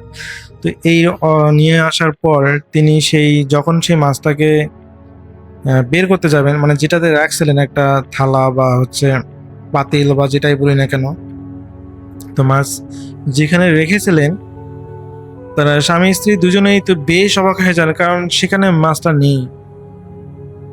তারা এত পরিমাণ অবাক হয়েছেন যে মাছটা তো কেউ নিয়ে যাওয়ার কথা না, প্রশ্নেও আসে না। তো তারা বাড়িটাতে ভাবলো যে হয়তো বা এখান থেকে লাফিয়ে কোথাও হয়তো আশেপাশে কোথাও চলে গেছে এবং তারা বাড়ির আশেপাশে তন্ন তন্ন করে খোঁজেন, কিন্তু কোনোভাবেই মাছটার কোনো হদিস পান না। তো এক সময় তারা মাছটার খোঁজা আশা ছেড়ে দেন এবং তারা চিন্তা করেন যে হয়তোবা মাছটা তাদের এই পাতিল থেকে হয়তো লাফ দিয়ে বের হয়ে, যেহেতু বড় মাছ বার হয়ে হয়তোবা কোথাও চলে গিয়েছে। তো এখন পর্যন্ত আসলে তারা এটাকে খুব স্বাভাবিকভাবেই নিয়েছিল। তো এরকম করে তাদের হলো 3 দিন চলে যায়, কোনো সমস্যা হয় না। তো 3 দিন পর রুবেলের দাদা পুনরায় মাছ ধরতে যান এবং তিনি একই রকম একটা মাছ সেদিন ধরেন। তিনি সেদিনেও খুব অবাক হয়ে যান, এই বোয়াল মাছটা আগের মাছটা থেকে একটু ছোট, সামান্য একটু ছোট হবে কিন্তু বেশ ভালো। তিনি খুবই অবাক হয়ে যান যে ইদানিং এত বোয়াল মাছ পাওয়া যাচ্ছে। তাহলে তিনি সেই মাছটাকে নিয়ে বাসা চলে আসেন এবং আসার পথে আসলে ওই কোনো ধরনের সমস্যা হয়নি। তো আসার পর দেখা যায় যে তারা আবার মাছটাকে কাটার চেষ্টা করেন, কিন্তু রাসেল ভাই তারা সেদিনের মতো মাছটা কাটতে পারেন না এবং তারা এতটাই অবাক হয়ে যান যে তাদের কাছে ধারালো বটি আছে মাছ কাটার, অথচ তারা এটা দিয়েও সেই মাছটাকে কাটতে পারতেছে না। যে কেন হচ্ছে তারা কোনোভাবেই বুঝতে পারতেছে না। এবং তারা স্বামী স্ত্রী, বিশেষ করে রুবেলের দাদা এবং দাদি দুজনেই অনেক চেষ্টা করেছে মাছটা কাটতে, কিন্তু কোনোভাবে মাছটা কাটতে পারে নাই। তো তারা দুজনেই অনেক ক্লান্ত হয়ে এক প্রকার বাধ্য হয় সেই মাছটাকে রেখে দিয়ে ঘুমাতে। তো সেদিনের মতো সেই মাছটাকে তারা আবার পাতিলের মধ্যে সুন্দরভাবে ঢেকে ঘুমিয়ে পড়ে এবং সকালবেলা যখন তারা সেই ঘুম ভাঙার পর্যায়ে যখন ওই পাতিলটার কাছে আসে এবং তারা দেখে যে হ্যাঁ, পাতিলটা আগের মতো করেই সুন্দর করে ঢাকা আছে, তো তারা এবার বিশ্বাস করে যে ভিতরে অবশ্যই মাছটা আছে। কিন্তু রাসেল ভাই যখন তারা ওই পাতিলের ঢাকনাটা সরায় এবং ভিতরে দেখার চেষ্টা করে, তারা দেখে যে সেখানে কোনো মাছ নেই। অথচ তারা এবার এতটাই সতর্কতার সহিত পাতিলটা ঢেকে রেখেছিল যে মাছটা লাফ দিয়ে বা হলো কোনোভাবেই এখান থেকে বের হওয়া কোনোভাবেই সম্ভব না। এবার তারা একটু ভয় পেয়ে যায় যে তাদের সাথে এগুলো কি হচ্ছে। এরকম করে চলে যায় প্রায় 1টা মাস। তো তাদের আসলে তাদের পরিবারে কোনো ধরনের কোনো সমস্যা হয় না, খুবই সুন্দরভাবে চলে যাচ্ছিল। তো 1 মাস পর মকবুলের দাদা এক প্রকার ভুলেই যায় যে এরকম কিছু ভয়ের ঘটনা তাদের সাথে ঘটেছিল। তো তিনি পুনরায় মাছ ধরতে যান এবং মাছ ধরতে গিয়ে তিনি এবার পুনরায় একটা বোয়াল মাছ পান, কিন্তু এই বোয়াল মাছটা সাইজে ছোট। দেখা যায় যে প্রথমবার এবং দ্বিতীয়বার যে বোয়াল মাছটা ধরেছিলেন তার অর্ধেক হবে এই মাছটা। তো তিনি যেহেতু বাচ্চা ছোট, তো তিনি ভেবেছিলেন যে এটা অবশ্যই কোনো খারাপ কিছু না, হয়তো এটা নর্মালি কোনো একটা বোয়াল মাছই হবে, যেহেতু এটা সাইজটা ছোট। আর আগের মতোই যদি বড় কোনো সাইজের মাছ তিনি পেতেন, তাহলে হয়তো বা সেটাকে তিনি ধরতেন না, ছেড়ে দিয়ে চলে আসতেন, কারণ তার আগের ভয়টা তো একটু হলেও মনে আছে। তো যেহেতু এটা অনেক ছোট, তো এটা আসলে কোনো সমস্যা হবে না, তিনি এটা মনে মনে চিন্তা করলেন। তো আরো কিছু মাছ ধরলেন এবং সেগুলো আসলে বোয়াল মাছ না, অন্যান্য মাছ ধরেছেন। এবং তিনি পুনরায় মাছ ধরে যখন ওই শ্মশানটা পার হবেন, তখনই তিনি অনুভব করেন যে তাকে কেউ ফলো করতেছে। মানে তিনি যখন হাঁটতেছেন, মনে হচ্ছে তার পিছনে পিছনে কেউ একজন হেঁটে আসতেছে। তো কৌতূহল দূর করার জন্য যখনই হলো রুবেলের দাদা পিছনে তাকান, তিনি দেখেন যে সেখানে কেউ নেই। তিনি বেশ অবাক হয়ে যান, কারণ তিনি স্পষ্ট শুনতে পাচ্ছিলেন যে যখন তিনি হাঁটতেছেন তখন পিছনে কেউ একজন হাঁটতেছে, এরকম তিনি সাউন্ড পাচ্ছেন। তো যখনই তিনি দেখলেন যে পিছনে কেউ নেই, আশেপাশে তিনি আরো লাইট দিয়ে মারলেন, দেখলেন যে কেউ নেই। তো তিনি পুনরায় হাঁটা শুরু করলেন এবং তিনি আগের থেকে এবার খুবই কানটা তার সতর্কতার সহিত পা দিয়ে হাঁটতেছেন এবং তিনি অনুভব করতেছেন যে তার ঠিক মনে হয় 2 হাত পিছনেই কেউ একজন হাঁটতেছে, এটা একদম স্পষ্ট। তো রাসেল ভাই, যখনই তিনি পুনরায় আবার পিছনে তাকান, তিনি দেখতে পান এটা সেই ছেলেটা যেটা 1 মাস আগে শ্মশানে কাঁদতে দেখেছিলেন। তো সেই ছেলেটাকে হঠাৎ করে তার পিছনে দেখে তিনি বেশ ভয় পেয়ে যান এবং তিনি 2 হাত পিছনে সরে এসে জিজ্ঞেস করেন যে, আরে তুমি কে, তুমি আর তুমি আমার পিছু নিয়েছো কেন? কিন্তু রাসেল ভাই, সেই ছেলেটা কথা বলে না। তো সেই ছেলেটা বলতেছে, এবার বলে যে, কেন তুমি কি আমাকে চিনতে পারতেছো না? তো এটা শুনে রাসেল ভাই, ওই রুবেলের দাদা প্রচন্ড পরিমাণে ভয় পায় এবং তিনি ভালো করে খেয়াল করে দেখেন, হ্যাঁ এটা তো সেই ছেলেটা যেটা 1 মাস আগে তিনি শ্মশানে কাঁদতে দেখেছিলেন। তো বলে যে, তুমি ওই ছেলেটা না, ওই শ্মশানে যে কাঁদতেছিলে? তখন ওই ছেলেটা বলে, হ্যাঁ আমি সেই ছেলেটা। তুমি তো সেদিন মাছটা দিয়ে যাও নাই, আজকে মাছটা দিয়ে যাও।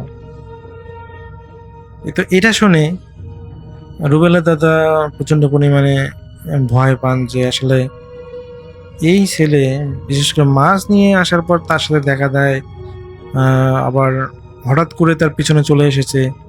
আশেপাশে থেকে আসলে তো তার সাথে তিনি দেখতে পেতেন, কিন্তু তিনি আসলে বুঝতে পান, বিশেষ করে রুবেলের দাদা বুঝতে পান যে এটা কোনো সাধারণ কোনো ছেলে নয়, অবশ্যই কোনো খারাপ কোনো জিন বা ভালো জিন হতেই পারে, কিন্তু এটা কোনো মানুষ হতে পারে না। তো তিনি কি করেন, তার যেহেতু মাছের সাইজটা ছোট ছিল এবং তিনি ভয়ও পাচ্ছিলেন, তো দেখা যায় এক প্রকার তিনি বাধ্য হয়ে সেই মাছটা সেই ছেলেটাকে দেন। এবং রাসেল ভাই, সেই ছেলেটা মাছটা নিয়ে কোনো কথা নয়, হন হন করে শ্মশানের দিকে চলে গেল এবং শ্মশানের দিকে যেতে না যেতেই তিনি দেখলেন যে ছেলেটা বাতাসের সাথে মিশে গেছে। তো যখনই তিনি এই জিনিসটা দেখলেন যে বাতাসের সাথে মিশে গেছে, তিনি তো প্রচন্ড পরিমাণে ভয় পেয়ে যান। তিনি এত পরিমাণ ভয় পেয়ে যান যে একটা জলজন্ত মানুষ যেটা তার সামনে দিয়ে হেঁটে গিয়ে শ্মশানে কিভাবে মিলিয়ে যেতে পারে। তো তিনি হলো খুবই ভয় পান এবং বাসায় আসেন এবং বাসায় আসার পর তিনি তার সমস্ত কিছু তার স্ত্রীকে শেয়ার করেন এবং তিনি অনুভব করেন যে তার শরীরে প্রচন্ড পরিমাণে জ্বর। তো পরবর্তীতে দেখা যায় যে তার জ্বর কোনোভাবেই কমতেছে না। তো ওই রুবেলের দাদার বড় ভাইয়ের পরামর্শে তাকে একজন হুজুরের কাছে নিয়ে যাওয়া হয় এবং হুজুর ঝাড়ফুঁক করেন। ঝাড়ফুঁক করার পর তিনি দেখেন যে তিনি আসলে ভয় পাওয়ার কারণেই তার শরীরে প্রচন্ড পরিমাণে জ্বর এসেছে। তার শরীরে আসলে কোনো ধরনের জিন আসর নেই। তো যখন রুবেলের দাদা সমস্ত কিছু শেয়ার করেন যে এই ধরনের ঘটনাগুলো ঘটেছিল, তখন ওই হুজুর বলেন যে আসলে ওই জিনটা ছিল একটা মাছ খেকো জিন। তো যাদেরকে সে মাছ বড় বড় মাছ আনতে দেখে ও তাদের কাছে মাছ চেয়ে নেয়, আর মাছটা চাওয়ার পর যদি সে মাছ দিতে অস্বীকৃতি করে তাহলে তার ক্ষতি করে। তো আপনার ভাগ্য ভালো, আসলে প্রথমবার যখন আপনি মাছ নিয়ে এসেছিলেন এবং মাছটা কাটার চেষ্টা করেছিলেন, আসলে ওই জিনটার কারণেই আপনি মাছ কাটতে পারেননি, এবং যখন আপনারা মাছ ঢেকে ঘুমিয়েছিলেন তখন ওই জিনটাই এসে মাছটা নিয়ে গিয়েছিল, এবং পরপরভাবে 2 দিন সে মাছ নিয়ে যায়, আপনাদের মাছ নিয়ে যায়।